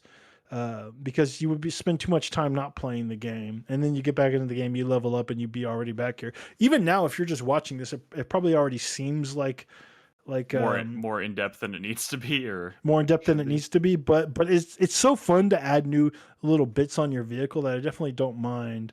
And I'm probably leveling up faster than I normally would because I went back to an earlier stage with like a character that's really leveled up. When you first start out, you don't really level up quite this fast. But I don't know. It feels nice to. I mean, it's a neat idea. You know, it's like, why has no one done this yet? It's still a relatively young genre of game, I feel like. No, not anymore, dude. No. Like the clones come fast. For like 4 or 5 years easily. There's a bunch of them now. They come fast. Did you play the mech one? Which Vital Shell? Oh, I did. That one's a lot more simple than this. That one's very simple. Remember. Yeah. I had it on the podcast. I did talk about it. We did talk about this. That one's neat, but it's very simple. This is more involved. A different kind of vibe. This IP is there's an existing game called TerraTech or just TerraTech on Steam, and I think it's more just like it's not a Survivors like. They just took that engine and made a Survivors game with that engine. I think it came out years ago or several years ago. I think it was just like an open world like strategy game or something. But they turned it into a Survivors like, and I think it's doing a lot better than that original game did. But I love that. It keeps reminding me that Blizzard still has not made a Survivors game with Diablo or fucking do Seems like it's only StarCraft. a Who matter of gives a shit? time. But I mean, like they should have done it like 2-3 years ago, man. Like, Yeah, could have funded all of their future when projects. you already have like a really good engine that's designed to handle like a lot of enemies on screen, like you're wasting time by not dropping everything to work on a survivors game, because these are very popular and they're very addictive, and you don't have to worry about all the other bullshit. You just get in there and just enjoy crunching up enemies. And Diablo's already good at that, except they made it not as good. They made it like, all busy. Careful, and shit. tangent. We need to go on a Diablo tangent. I do want to ask, like, one of the great appeals of Vampire Survivors and games like that is that there's a quick turnaround time of getting back into the action once you've leveled up and feeling powerful.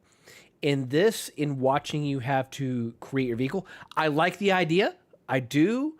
I'm worried about longevity of the execution. So the thing I want to ask is that, like, can I do like blueprints with my leveling up? Is that a thing? I don't actually know. I mean, like not from what I've played.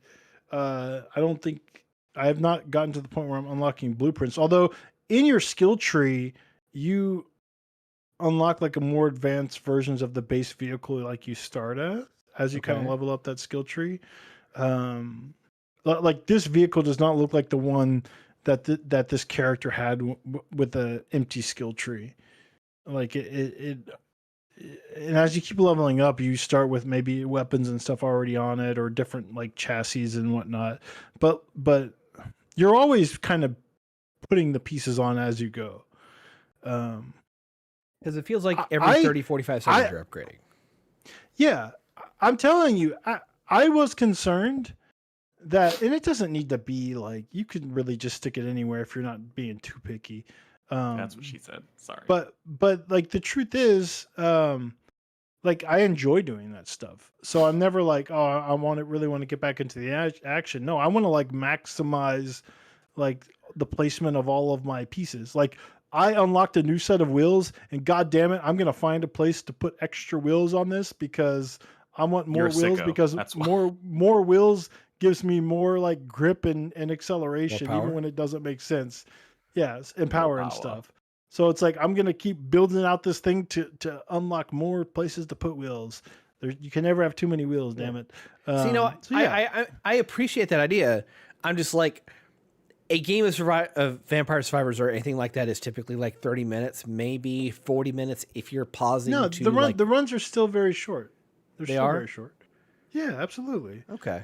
Yeah, like it goes quick. I played a lot of Survivor-like games, Chris Davis. Like it's refreshing to have one that is a little bit different, because the genre can get very samey.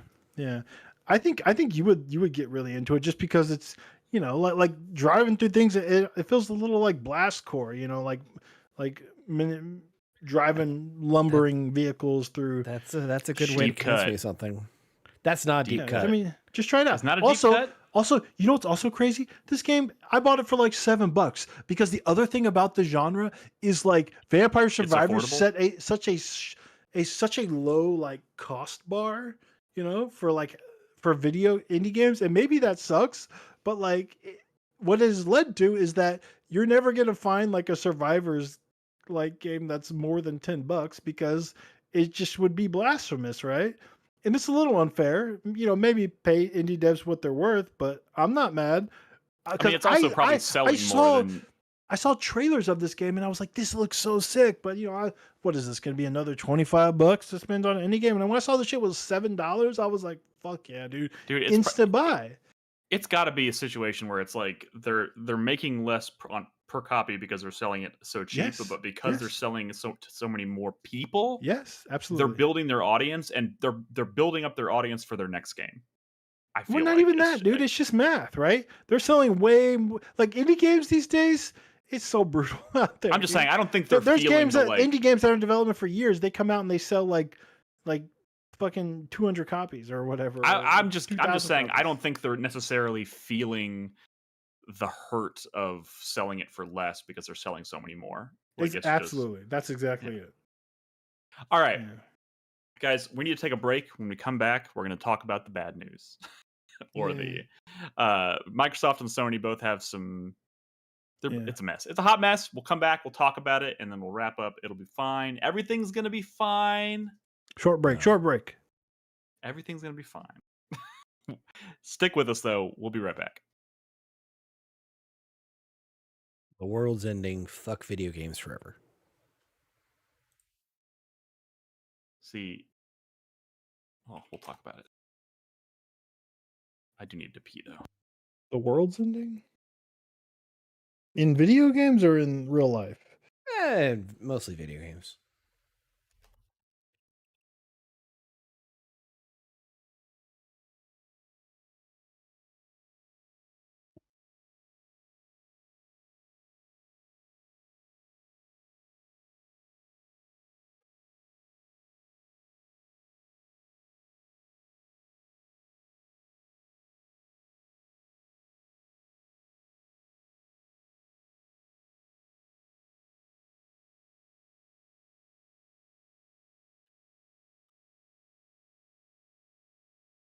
Everyone left me. And then they're going to give me shit for getting up to grab a drink. That's the way of things. Because we can't have nice things.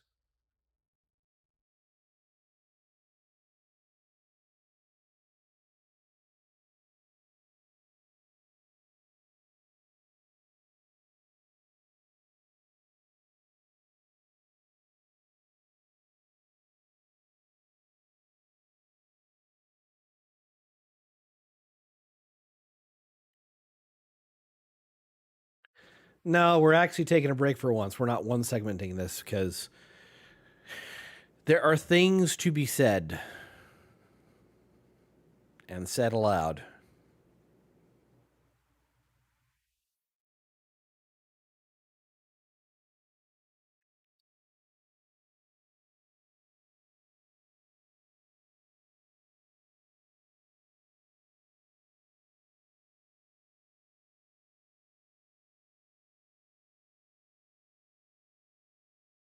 Oh, you won't notice the things laid. Just makes Nick have to spend 5 more minutes editing the podcast.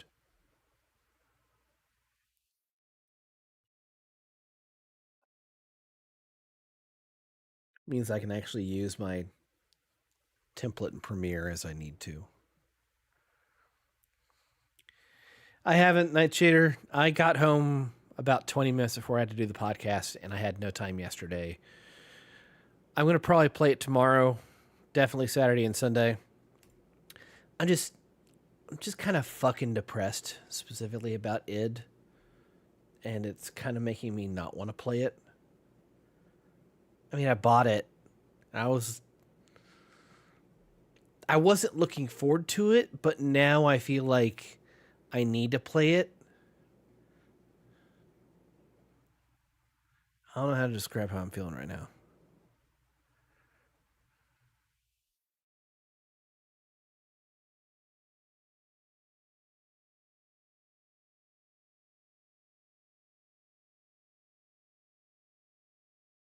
Does Nick have a butt pillow?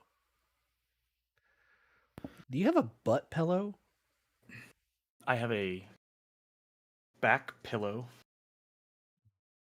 Okay. It came with the chair. It sits on the back and it like contours to the. It like, shits curve on the of your back? Okay. All right. It shits on the back. Okay. Yeah. I am going to go grab a drink. You entertain the people. Oh no! I have to entertain these people. Yes, you do. Fuck. All right. Ask me anything or something. Yes, Warrant. This is a break. We're on a break. That is in fact what is happening. Watch a Mr. In Between trailer. Oh, that's right. That's the thing. Okay. I'm not gonna watch it right now, but I'm gonna pull it up so I can remember to watch it later.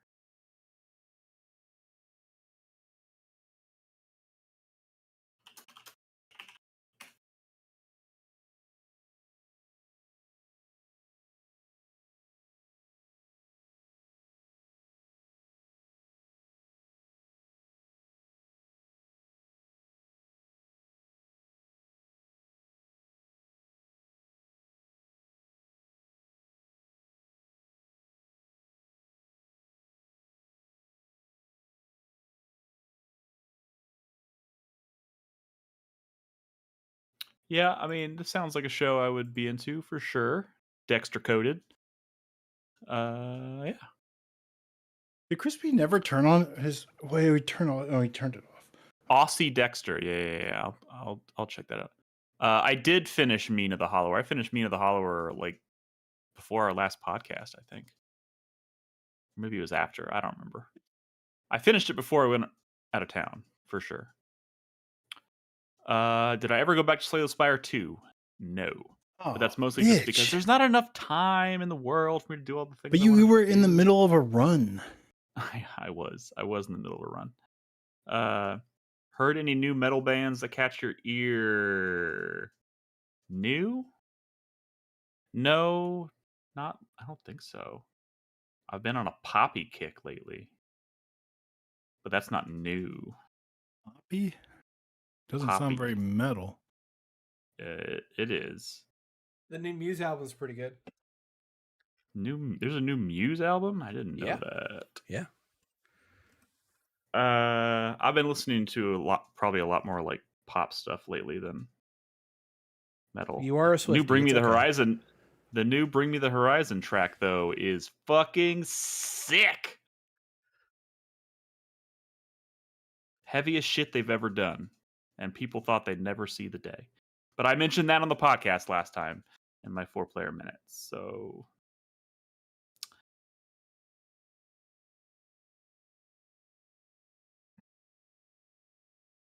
what else?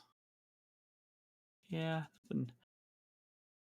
nothing new.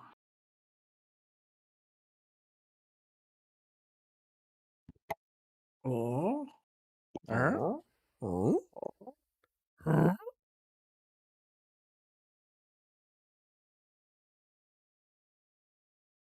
Man. I'm watching Montoya. Montoya, por favor, Montoya. No, mi amor. I'm sorry. Puñeta. It's like, dude, have you watched it? No, not yet. Dude, watch it. How long is that video that you said? It's like a couple minutes. I'm recording. You're recording? I just started watching the Montoya video. Oh, God.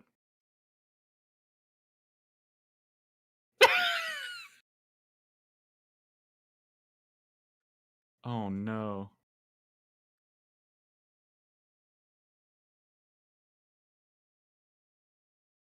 Okay, I'm gonna have to watch this later, but it definitely looks juicy. I'm getting. Okay. He like gets up and walks away, and she's like, "Wait, come back! It's not over yet." He starts running down the beach. He starts running when down he's the beach. running down the beach and the like lightning in the background, like, oh my god.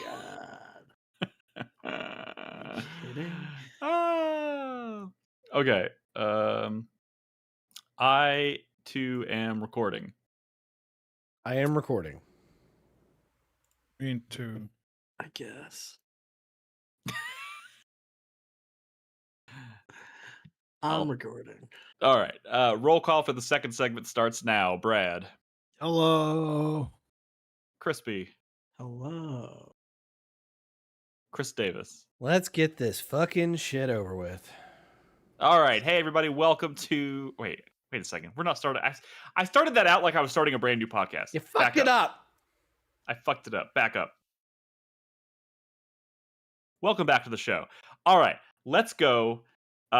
As mentioned at the top of the show, I'm sure most of you are already aware, some bad shit has been happening in the industry. I mean, the past like 3 podcasts we've done, we've had nothing but bad news about layoffs and potential cancellations and closures. But a lot of shit has transpired since our last recording, which again was 2 weeks ago.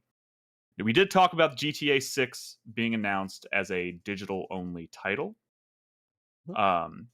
which immediately, I think, prompted the conversation of like, how quickly do you think other people are going to follow suit with this? Like, are people looking to GTA 6 to kind of set the tone? So many of these industry decisions that are going to be happening now and in the near future are people just waiting to see what was going to happen with GTA. Yeah. I think I don't know. I mean, not necessarily Xbox, but like the Sony stuff. Obviously, as a console manufacturer, all of these people were just like waiting. I mean, like it feels inevitable, right? Like physical going away. Nintendo with the key cards, right? I mean, like we've been Xbox saying tried to do it last generation, and that didn't work out. Nintendo, like full games have not been on discs for a very long time. You look at other media, it feels inevitable. I think Sony has been planning this. Yeah, I don't think so. And I think after seeing that GTA was going to be digital only, they're just like, that's the biggest game in the world. Like, if they're not going to be on a disc, then nothing needs to be on a disc. That's the way I think. That's how these corporations see it. And you know what? They're probably right. That's the sad reality. But I mean, okay, first of all, we haven't quite said it yet, but the specific headline we're talking about here is that Sony PlayStation has come out and announced that January 2028 is when they are ceasing production on physical game discs. They're saying their next console is not going to have a disc option, is what they're saying, right? Yeah. I mean, of course. I mean, if there's no, this is the, whether you like it or not, or whether or not the world is ready for it, it seems like it's happening. Unlike the last time they threatened this to happen, which was E3 however many years ago. I don't even remember when Don Matrick made that shitty offhanded comment, right? You want to play a game offline? We have a system for that. It's called the Xbox 360. Yeah, and now it's just kind of, I mean, I think the question still is kind of like, is the world's internet infrastructure? It's not even about that. That's not the problem. Yeah, it's the problem. There's a lot of problems. No. There's a lot of problems. That is a problem. That's getting figured out. The problem is ownership. Because when you buy a digital product, no matter what it is, you are buying a license that can be revoked. Sony 3 weeks ago revoked 500 movies from UK owners who had paid for it. Okay, they were not rentals. Those were they bought those movies. That's so fucked up. I'm not arguing against that. You're absolutely right. But I will say that for a long time now, physical discs are not, when it comes to games especially, because games are so much bigger than it's not the same thing as buying a movie on a disc necessarily, because it's the file size required for some of these games is so massive. Done. It's on the disc. Yeah. It's on the disc, but the actual product you're playing on day one is half of it's not on the disc. Yeah, that's not ownership. That's not true. That's not true. No, it is true. Very few games. For a game that is over 50 gigabytes, sure. But not a whole lot of games actually are fucking 50 gigabytes in the grand scheme of things. The games we're talking about, dude, I don't know. I would say the vast majority of AAA games that have come out over the past 2-3 years have been close to, if not over 50 gigabytes each. Not to mention that they're massive. Without a day one patch, some games are broken as shit, right? Yes. It's not like it's what I'm saying is physical disc ownership is not real ownership. It's comforting. It makes me feel like it's more than comforting. Look. It is more real ownership than digital ownership. Let's to be clear. Sure. I can sell a physical disc copy to someone, and if they have the system to play it, they can use it immediately without having to redeem some kind of digital fucking bullshit. With a digital thing, you can't trade that. You cannot do that within a closed ecosystem like Xbox, like Microsoft, like Nintendo. Yeah, Sony. The problem is physical going away kills. It finishes off GameStop, right? Yeah. It kills GameFly. It kills the secondhand market in general. Which is terrible because a lot goal, of people probably are introduced No, I don't think that's their goal at all. I No, don't think they care about the secondhand market. No, Sony specifically did say that they wanted that. That they want the second. Well, Yeah, that they want the second-hand market to go away. Yeah, but I don't think that Sony loses money because a secondhand market exists. Because I think people who can buy affordable games on the secondhand market, they just become gamers, right? I think this is more about the fact that if Sony sells their games on a digital store, they get all 70 of those dollars. And when they press a disc and sell it through Walmart, they're getting a lot less. And I think true. that is way more of a...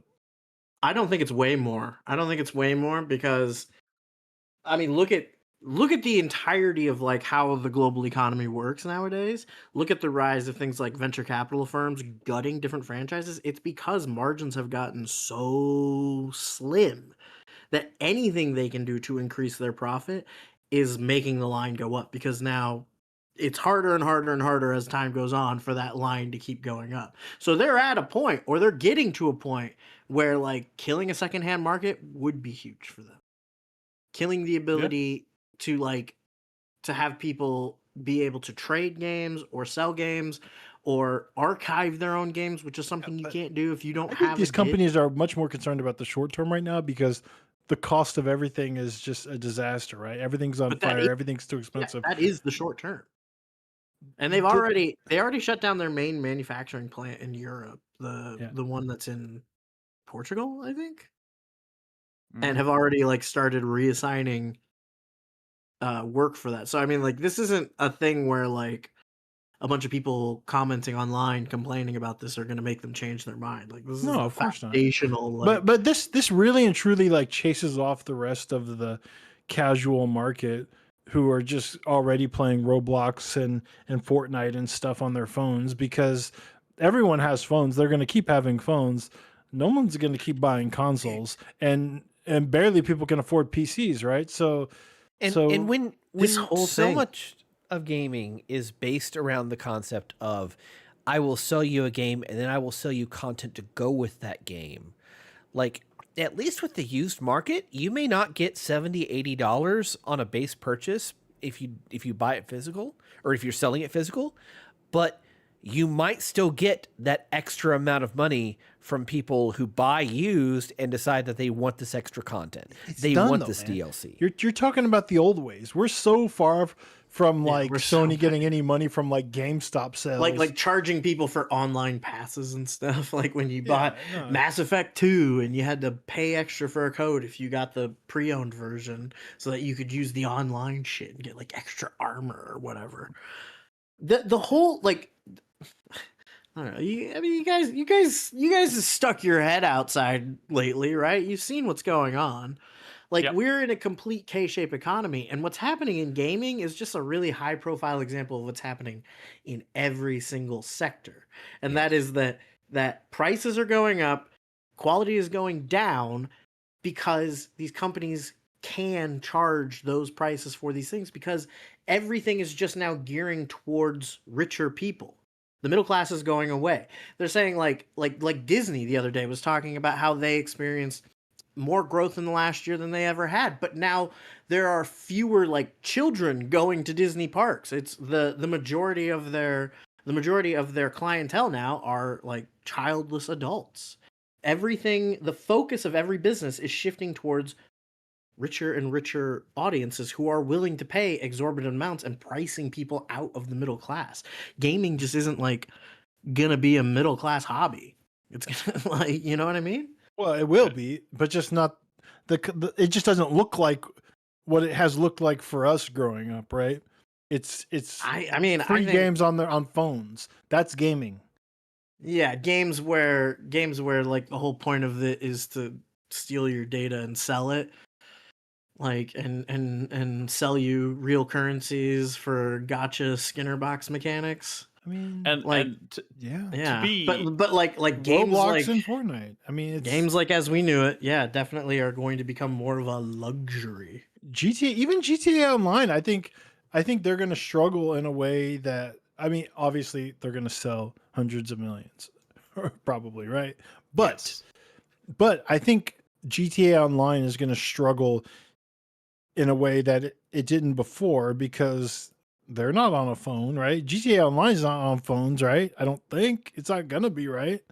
And who can GTA coming out is what causes people to go to the stores to buy consoles, and I think they're gonna realize that a lot of people can't afford them now, and I think they're gonna sell less copies. I mean, basically, this is turning Up front, This is they're going gonna to turn sell the whole industry is basically like consoles are now just slightly more affordable PCs. That's really yeah. I mean, $800 as the entry point. I put Like, slightly. I mean, considering there Yeah. are people, to get a really high end PC, you're probably going to spend $1,500 to $2,000, maybe more. High depending on end what these days? No, it's like 3 to 4. So yeah, okay. So there you go. I'm just saying, like, it's not affordable. Like consoles are not affordable, but it's basically just saying, hey, you can have a PC gaming experience for much less. Like the positioning of consoles is just shifting, and it's going like. I was also obviously I was a person until probably within the last year and a half that, like, if they had made this announcement then, I would have had a meltdown because I was like, I care so much about physical ownership of games. Now that this is happening, I am actually quite relieved that I have long since come to terms with the fact that I do 90% of my gaming digitally anyways. And you're talking about this as a collector. Please may I lick the boot again, Daddy? No. I don't think this is a good thing. I don't think this is a good thing at all. I'm just saying on my own, from my perspective, I'm sorry, not Daddy, having. I got your shoes all mucky. May I please? I'm not lick them having. clean? Like, not a lot is going to change for me personally, but like, this is a dramatic shift that is not going to go down easy. But I mean, GTA is coming Just out in in a few months, and there is no video game on. How many of those people? There's no physical video game. I do have to ask. I just as a devil's advocate here, like, how many of those people who are super upset right now about this announcement are going to turn around and begrudgingly buy GTA 6 because it's GTA 6, play it, have the time of their lives, and then go, maybe I don't really care so much about it. No. You're absolutely correct. That is exactly what's going to happen. And GTA has such a huge reach. You're going to have people buying it who don't pay any attention to any of this stuff. They also, a lot of these people already have PS5s though. Like, we're pretty late in like the current console generation. It's more like what happens next that's scary, because now if you don't have one, they're too expensive and they're only getting more expensive. And is it going to be worth it next go around? I think Rockstar is like resting easy on the fact that there's already like, I don't know how many, like 80 million fucking PS5s out there. They're going to be fine in the short term. People are going to have the hardware they need to play GTA Online. But next go around, I think I have a question. Video games look a lot different. Yeah, absolutely. And this is coming. This question is, as someone who knows, admittedly, next to nothing about the actual like production process of like the cost of making consoles and how they figure all this shit out. And like we talk a lot about like the chip shortage and all this shit, right? Is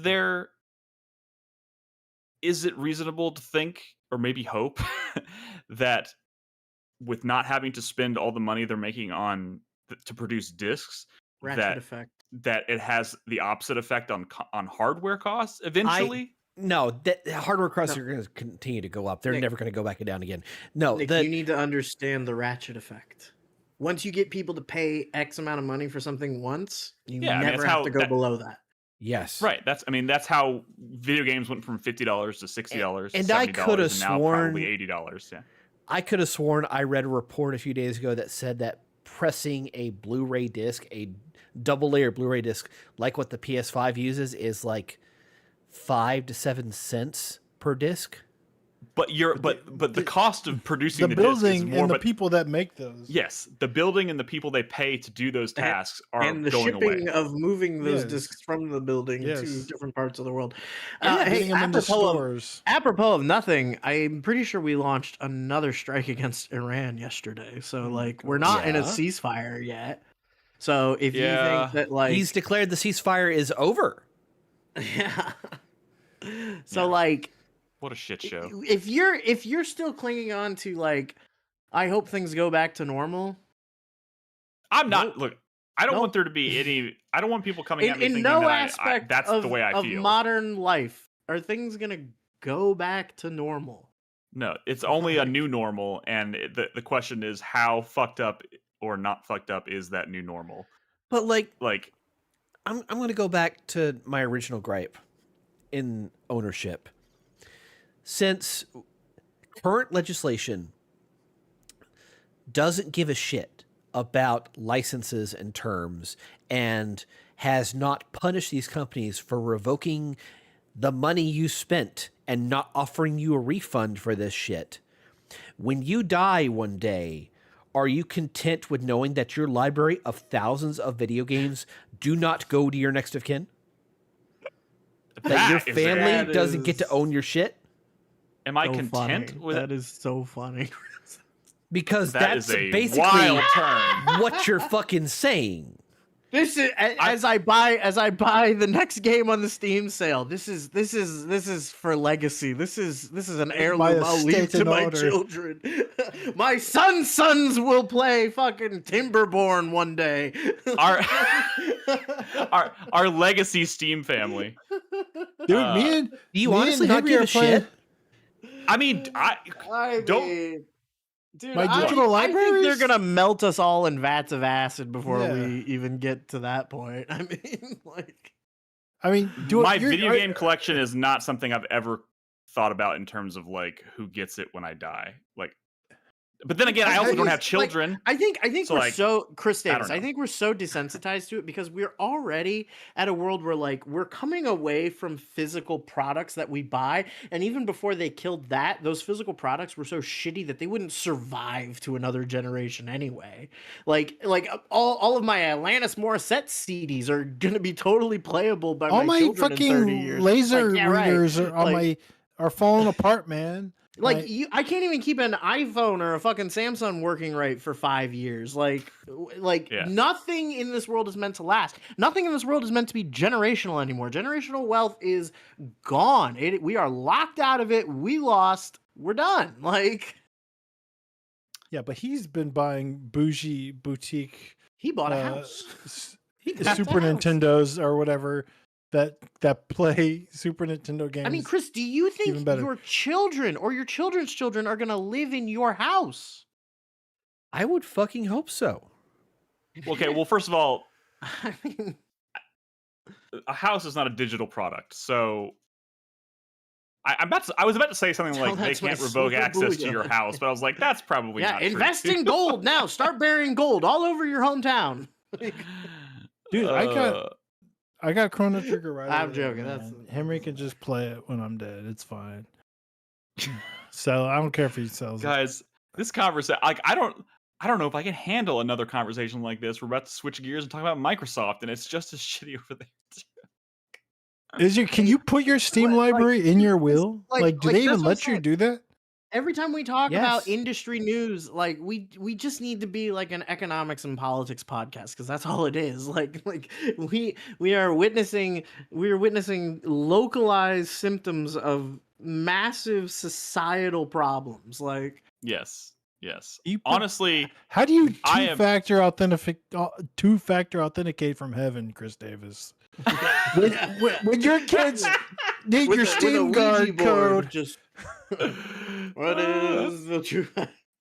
You might put the password in your will, but only you from heaven can authenticate. Look, let's talk about Xbox. Here's the thing. Let me get angry at something else, please. Okay, can I just say Microsoft talking to the Fed today? Wait. Oh God. Can I just say? First of all, I am obviously also I want to be clear. I am also of the opinion that everything is falling apart. Everything is shit. I hate this decision, but I will say this: my favorite. You'll be a lot happier when you're not hyper focused on what it means to own something. Yeah. Because I mean, okay. I mean, if you're gonna especially get all something Zen Buddhist on us. Zen Buddhist, come on. I'm not trying to be. Some people don't even own their physical bodies, so I'm just trying. I'm just trying to say that a year and a half ago, this would have ruined my year, my day, my week, my month, my year. I would have been devastated and been like, "This is it. This is the end. I'm not playing video games anymore." And now you're desensitized. And now I'm desensitized to it. I hate it. I hate that it's actually happening because there are a lot of people that are going to be. I am more upset about the fact that people are going to be losing jobs and like they don't give a shit about the fact that like what this really means is that they're firing a bunch of people. They're closing a bunch of factories. Speaking of, hey, check this headline out. Xbox CEO Asha Sharma. Heard of her? Have you guys ever heard of her? Yes. Asha Sharma named advisor to U.S. Federal Reserve Task Force for Productivity and Jobs. And guess what her recommendation was? AI? You can fire a bunch of people and get AI agents to do their jobs. Sick. Oh my god, I fucking hate honestly though, could Microsoft... AI do any worse of a job at Kiln than Double Fine? Hey, they get to be an independent studio again, don't they? All right, let's shift. Let's shift gears. That option. It's On the other side of the aisle, we have Microsoft, who we've been talking about the impending layoffs, cancellations, studio closures for weeks. We knew it was coming in July. Their quote unquote restructuring has officially been revealed. They've laid off 3,200 people. No, they've not. Across the, is it grown? Half. No. It's half later. Which is crazy. So we don't know when the second even half worse. They haven't fired those people yet. So they fired half of that, and then the other half they just know is going to be coming. How does that work? How does that work? In Xbox, under Xbox, like this is the game side, right? They fired 1,600 and 1,600 over the next year. How do you make a video game knowing that 1,600 of you are losing their jobs and you don't know who? I don't know. You're thankful for the few paychecks you still have left. Yeah. Well, I mean, are you gonna crunch? Are you gonna? I mean, if I thought there's a chance I wasn't gonna help. Okay, so no, that's the point. That's the joke. But you still want to work in this industry, so no one's gonna make anything under Microsoft right now. Like fuck that, dude. That's horrifying. So let's run down what has actually happened. So yes, go for it. The end of Microsoft's fiscal year was in June. It was in June. July was the start of it. And that is always when they start announcing their layoffs and bullshit like that for the next fiscal year. Right. They are selling to undisclosed buyers, Ninja Theory and Undead Labs. Undead Labs, by the way, State of Decay 3 is more wishlisted than either the new Halo or the new Gears game, which that's fucking weird, but whatever. And then they are letting go independent Compulsion Games and Double Fine. Now, we don't know who the buyers are yet for Ninja Theory and. I have ideas of who that could be. We don't know yet. They'll announce that probably at the end of the month. So, on the face of it, that is a best possible outcome scenario for the nightmare that we've been expecting this to be. The real fucking problem is that we are still learning where all those other 1,600 layoffs are happening, and every single day it gets fucking worse. We now know that Arcane Leon is currently in negotiations with Microsoft to see about their future. They are under threat of being shut down because Blade got delayed. And the only thing that's saving them right now are French labor laws, which are very stringent about layoffs. We learned yesterday that they have gutted id Software. They have laid off crazy.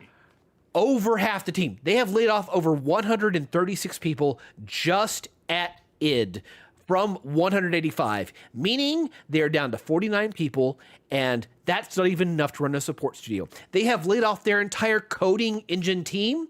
So id Tech software, id engines, that's a thing of the past. You're never going to play a fucking Doom game again from them. You're not going to play any games from them again because they no longer have the personnel to make these fucking video games. Also, correct. Of all these ZeniMax layoffs that have happened, because it wasn't just id, they also hit Bethesda Game Studios Austin, which hurt Elder Scrolls Online. And I believe they have also hit Bethesda themselves.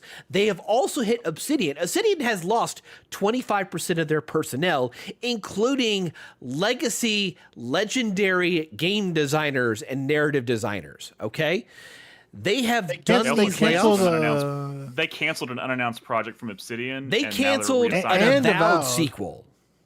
And Obsidian has shipped 6 games for Microsoft.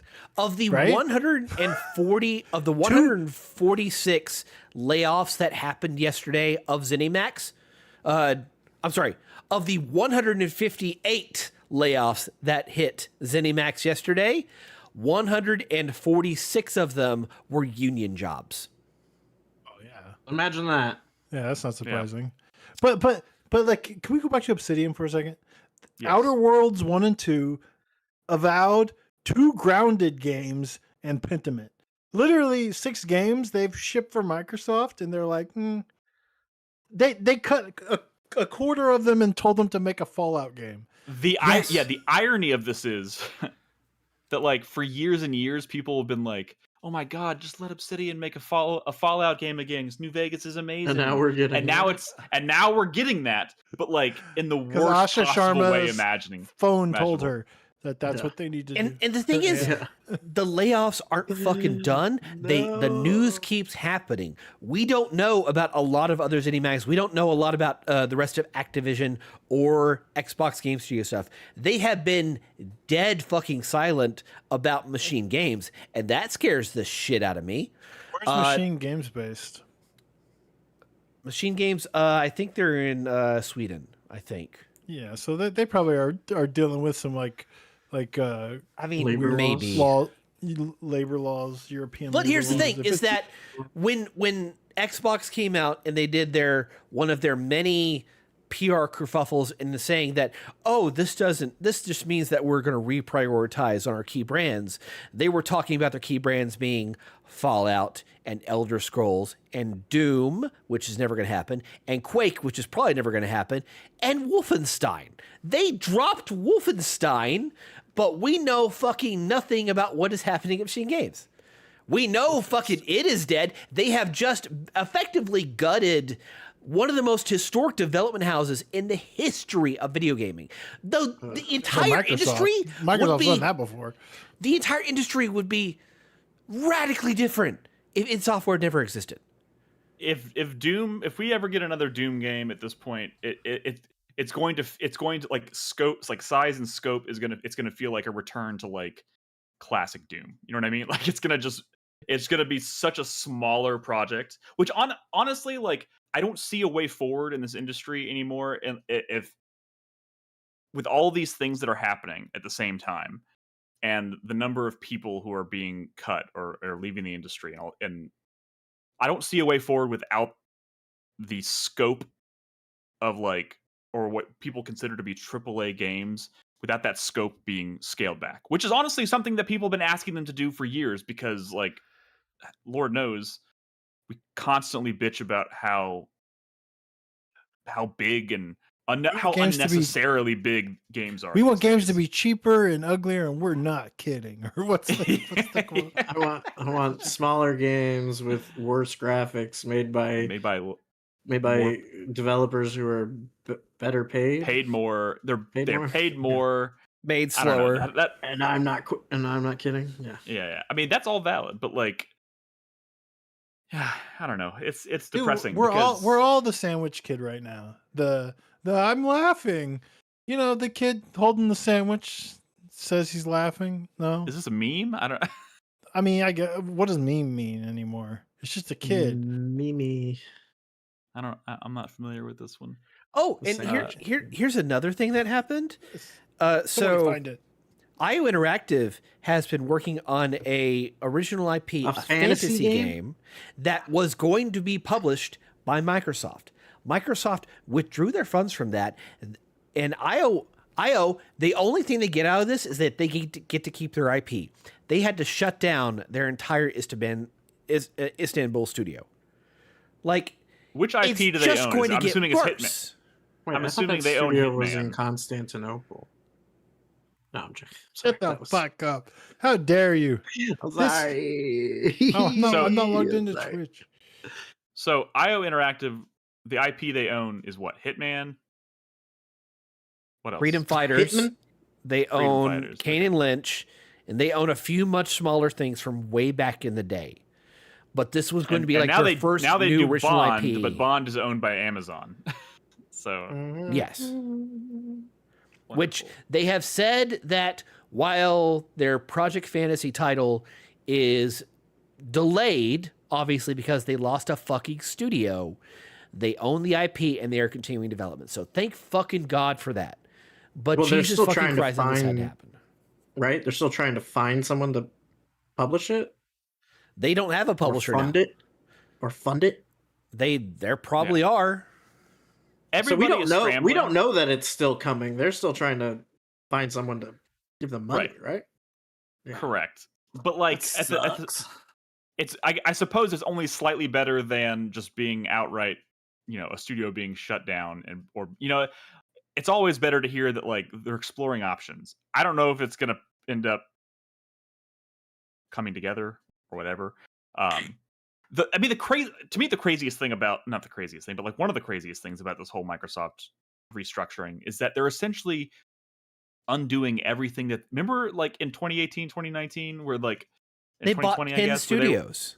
They bought 10, like every E3, they're like, we bought this studio and this studio, and now we're bringing this like beloved IP into the Microsoft ecosystem. And now they're undoing it all. Since then? Yes, obviously, much has happened since then. It's just like I still remember like feeling positive and excited about Microsoft again. I was like, oh, they're making all these big moves. This is exciting. They're getting serious. Like they're making games that I care about.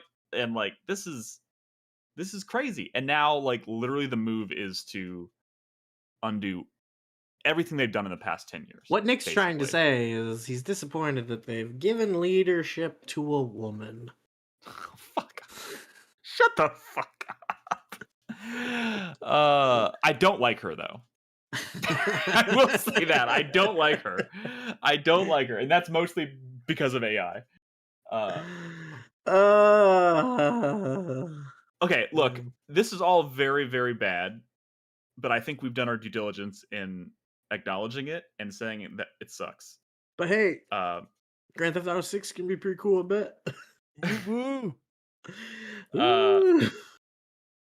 Yeah, it's just a shitty time to be into gaming. I mean, it's a shitty time to really be into anything right now. But we're gonna get through this. I don't know. I'm trying to be positive. This too shall pass. This too shall pass, whether we like it or not, I guess. It is very hard for me to be happy and enjoy a hobby I've enjoyed my entire life. Dude. Yeah. Absolutely. For real? I mean, I definitely I sympathize.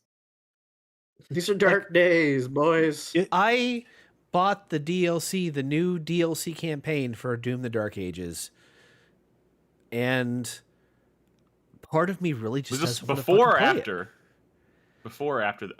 That sounds like you bought it before this. I bought it the day that it came out because it was $20, and then the next day they laid off basically all of it. And it fucking sucks, man. It does. Yeah. I have a if you're going to gut a studio like id but not close it, I guess what is the point? I mean, I guess what, to make them all support developers? No, it's the asset stripping strategy that is like super big. Like when you buy a company and then you sell off all of its valuable assets, it's the line goes up and the the company is quote unquote doing better. Like this is just how the whole scam economy works now. It has nothing to do with video games. It has nothing to do with the goodwill versus player sentiment. There is no more like customer company relationship. This is entirely about, and there hasn't been for a while, about shareholder sentiment, right? Or maybe there never has been. You need to make the line go up. That's it. That's it, because this is late stage capitalism, boys. Come on, revolution. Let's go. Who wants to go to the gun range? Nintendo's still pure, right? Don't say that. Knock on fucking wood. Miyamoto. Yeah, those guys. They know what's up. Oh my god. Yeah. I don't know, man. Yeah. I don't know. I almost feel like maybe a 4-player minute isn't even necessary this week. Who left? Where'd he go? Oh, Brad abandoned it. Wait. No, I'm back. here. I'm Okay. here. I'm here. Oh, he got dropped by the CIA. Yeah. Do y'all want to do a 4-player minute? Or Who cares? Is this too raw? Is this too raw? You're my fuck you of the week. All Yeah, right. my fuck you of the week. Everybody gets the fuck you of the week, starting with Brad. My fuck you of the week goes to not Xbox. Goes to Phil Spencer. What? Fuck you, man. I blame that guy. He's the reason we're in this situation. A decade because he of left? mismanagement and not understanding, having the message of we're going to let our developers cook and take their time, but then not actually helping them ship a fucking product is half of the reason why we're in this fucking state. The Game Pass utopia. Everybody wins. The developers win. The consumer wins. And everyone making money. It's a utopia. Everyone wins. Yeah. The Game Pass lets all this exist. You know, Pentiment can exist because of Game Pass. They expected that, like, it was marketing Pass, bullshit, and Game Pass was the socialist gaming utopia. They said that the target of subscriptions for Game Pass was 77 or something million, when they've barely breached 30. Like, yeah, that's pretty bad. I am just waiting for that stateless, moneyless, classless gaming society experience. Like, that's you're gonna be waiting a long time, my friend. I don't. Can I say, I'm still excited about games for the second half of this year. You know, they can't keep me down. Right? There's cool stuff happening right now. As long as I can rent physical games from Game What should Pass. I play? I am in a rut. I don't know what to play. I just keep playing Hades 2 and Final Fantasy 14. What should I play? Someone give me a reason to live. Play those games. What's wrong with those games? No, they're great, but I need something new. You need Jump something Space? new? Anyone playing play Jump Alan Space? Wake 2. Bog Noise. No, Bog Noise brought up a goal. Play Alan Wake 2. No. You Remedy hating bitch. I hate Remedy. Crispy, what are you doing? Play Mina. I'll play Mina. He's not. It's in our library, and it's. Oh, listen to this guy. No. I think Control Resonance is playing going to come out nonsense. soon. Control Resonance is going to come out soon. You are like a famous hater for Control. I think you should play Alan Wake 2. I prefer I to think think of you should myself play as the a new high Control when it comes out. profile critic of Control. What? I'm a But critic. they've I'm one of their changed. You're a critics. hater, and I think you would be a lover. Yeah, maybe. Man's got a Maybe. point. Man's got a point. Chris Davis, what's your fuck you of the week? My fuck you was already to Sony and it was already at Xbox, but I will throw out a third fuck you to Fandom, who have laid off today 5 more people from GameSpot, including an editor who was recovering from a fucking gunshot wound and was hospitalized. The fuck? They laid off Who guy got shot? Their Jeff deals Gerson's editor, still recovering? Brendan Hesse, who is the deals editor for GameSpot, has been laid off while on medical leave from receiving a gunshot wound. That is maybe the most fucked up thing I've heard this entire episode. That's what the fuck. Oh, God. Eat the rich, guys. fandom. Eat the rich. Fuck the Let's rich. do it. Get No, your fuck the concealed rich, eat the carry rich. permit. Carry a gun with you at all Wait, who got times on the shot? off chance you see Say a their name again? CEO. Brendan Hesse. Oh, Brendan okay. Hesse. Jesus Christ. Jesus fucking Christ. All right, Crispy, do you have another I mean, fuck you? yeah, there's a lot that are deserved, but I'm gonna stick to my wheelhouse and give another fuck you to Pete Parsons, former CEO and founder of Bungie. That's a good one. Or as the community is taking to calling him, Pete Carsons. Get it? Because he spent all that money that he got from the Bungie acquisition on classic cars. And Also, fuck Mercury Steam, Fuck goddamn those it. guys. And you know what? Fuck Mitch McConnell. I know that bitch is dead. I know he's dead. Like, come on. What are we fucking doing? They're using his corpse to prop open a fucking... They're gonna Weekend at Bernie's him. Okay. They were already Fuck doing that that with guy. him. Fuck that guy. Can we be real for a second? Does he not look like the creature from Pan's Labyrinth? That was the meme, and it's a good meme. Okay, so that's a legitimate. That's an opinion that a lot. Okay. Yeah, he looks like he takes it up the fucking ass from Satan. Oh my god! I'm sorry. That's not homophobic, is it? No. It's not supposed to be. I mean, Satan Satan-phobic? sucks, right? Satan's bad. Yeah. Right? I mean, I don't know. I don't know. Is he? Is he bad? I mean, I guess. But here's the thing, man. Fuck Mitch McConnell. Okay. Yes. No. Seriously. Fuck Mitch McConnell. I don't think that's controversial. It shouldn't be. Man, I think we got our bases covered with fuck yous. You know what? I just want to say to maybe try to end this podcast on a not horrible note.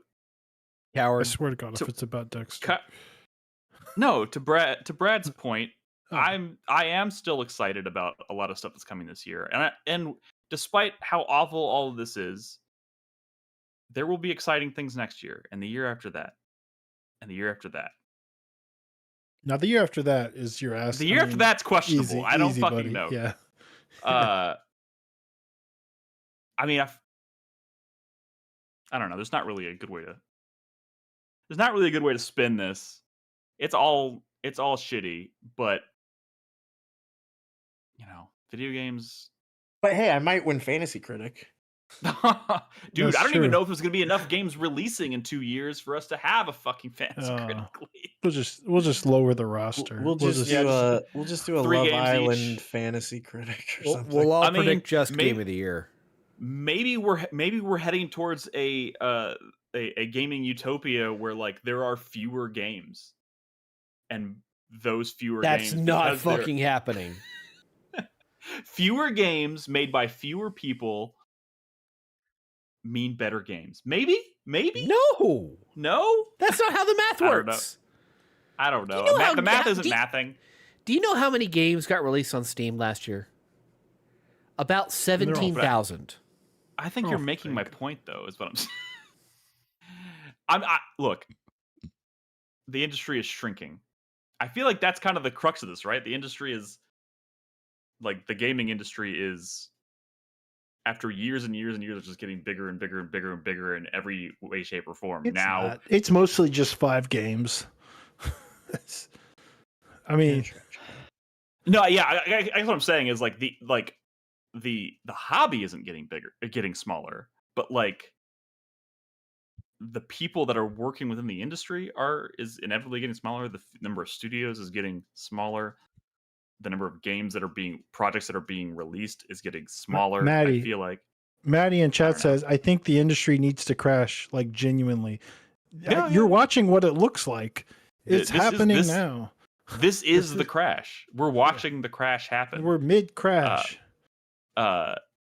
This is, at the end of the day, we have to weather the storm, and the industry is going to have to adapt to whatever the fuck happens, or it goes away. Like there's just no other option. Do I think the video game industry is going to go away entirely? Fuck no. But like, it's too big now to go away forever. Also, we are watching. We all have phones, don't we? Yeah. But we are watching the single biggest, I guess, I don't know what word to use, event. Upward transfer of wealth? Sure. Yeah, since we started doing this podcast, this is like probably the biggest industry rattling event. And it sucks. The new Rhythm Heaven sucks. game. Get the new Rhythm Heaven game. Get the new Splatoon game at the end of the month. I'm telling you, these are good vibes. Nintendo's got us. I'm telling you. We can keep the console wars going. We just have to stick behind the big N, you know? The big N. The big N. Yeah. You got one behind you, Nick. Oh yeah, I do. Look at that. We just got Nintendo. Nintendo's our only hope. And then pirate everything that's Xbox and Sony. Nintendo going full Labo on us next. We have to get behind Nintendo because you can't pirate their shit because they'll sue you into the ground. Yeah. You know, I found a new ROM site the other day. Nintendo can't keep me down. They're gonna nuke us, Brad. Don't say that. Nah, we're good, guys. We're gonna go ahead and wrap it up here. I hope next week things are playing this shit on my phone. Maybe. I hope next week we can have more positive conversations. I don't really know what else to say about that. It's terrible what's going on out there. Going on out there right now. Sorry, I can't fucking speak apparently. But yeah, I don't really know what else to say. Shit sucks, but we'll keep doing what we do. And this was supposed to be uplifting. I know, man. It's hard. I don't know what to say. Shit. This sucks. I think I speak for a lot of people that's I say this sucks, but it's happening. Grand Theft Auto 6. Yeah. Grand Theft Auto 6 will come out and we'll forget all about It'll this. be everybody's game of the year, and we're gonna have big smiles on watching Jeff Keighley like suck the souls out of the entire audience. Yeah. Oh my god, guys! Just remember the important thing is that you be good to each other, and you play video games if you can afford it. Yeah. Steal video games if you can. If you can, you know what they say: piracy is a victimless crime. It's true. It's very true. So, anyways, guys, take it seriously. Take care of yourselves. Be good to each other. Play video games because that is, at the end of the day, what we're here to do. And we'll be back next week to talk about them again, and hopefully we'll have better news for you. But in the meantime, you know what to do. Find us in Discord if you haven't. Discord.gg/4Player. And we'll catch you next week. Good night.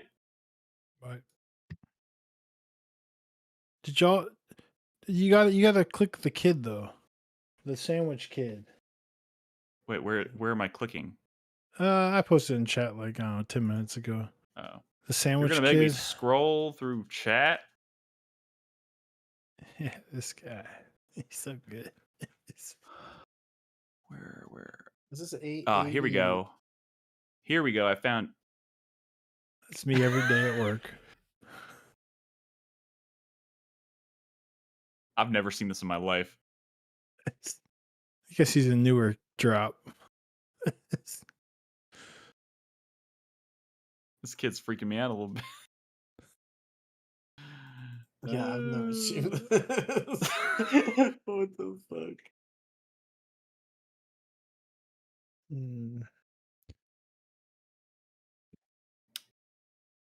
Don't forget to upload your audio. Oh, I'm uploading now. Oh my god. Oh my god.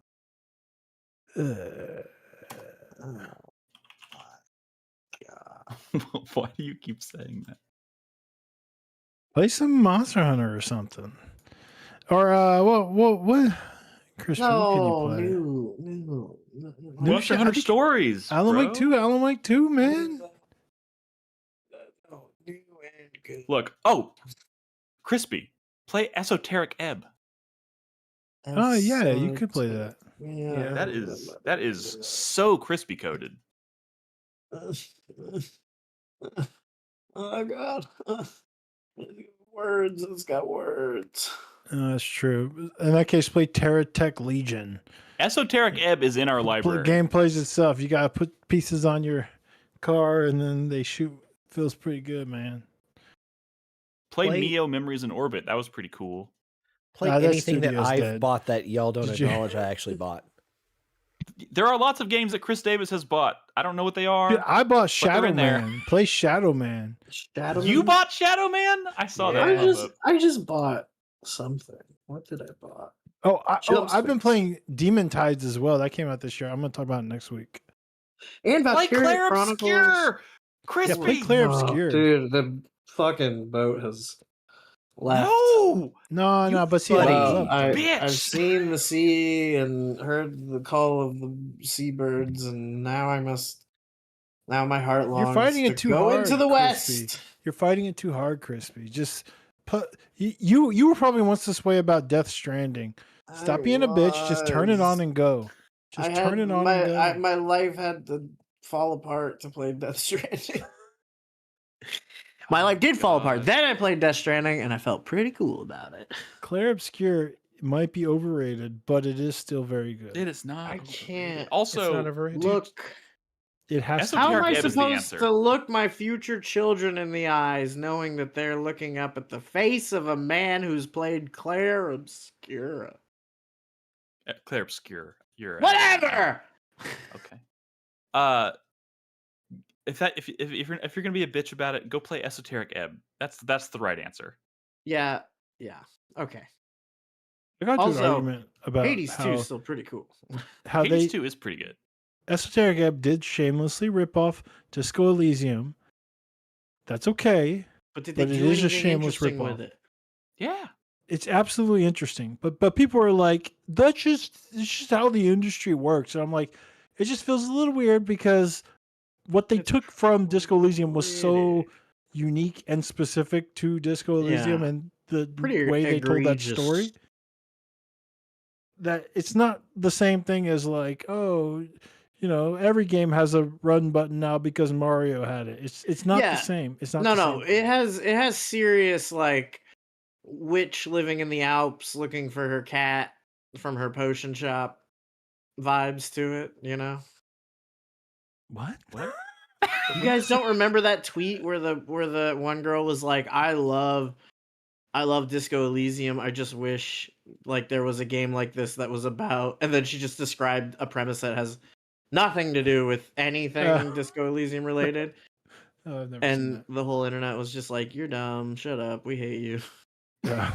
That sounds like the internet. Yeah. Because like what she was describing was like the pitch was like a cozy game about a cute little witch who lives in the Alps running a potion shop, and she has to go on an adventure to rescue her lost cat or something, right?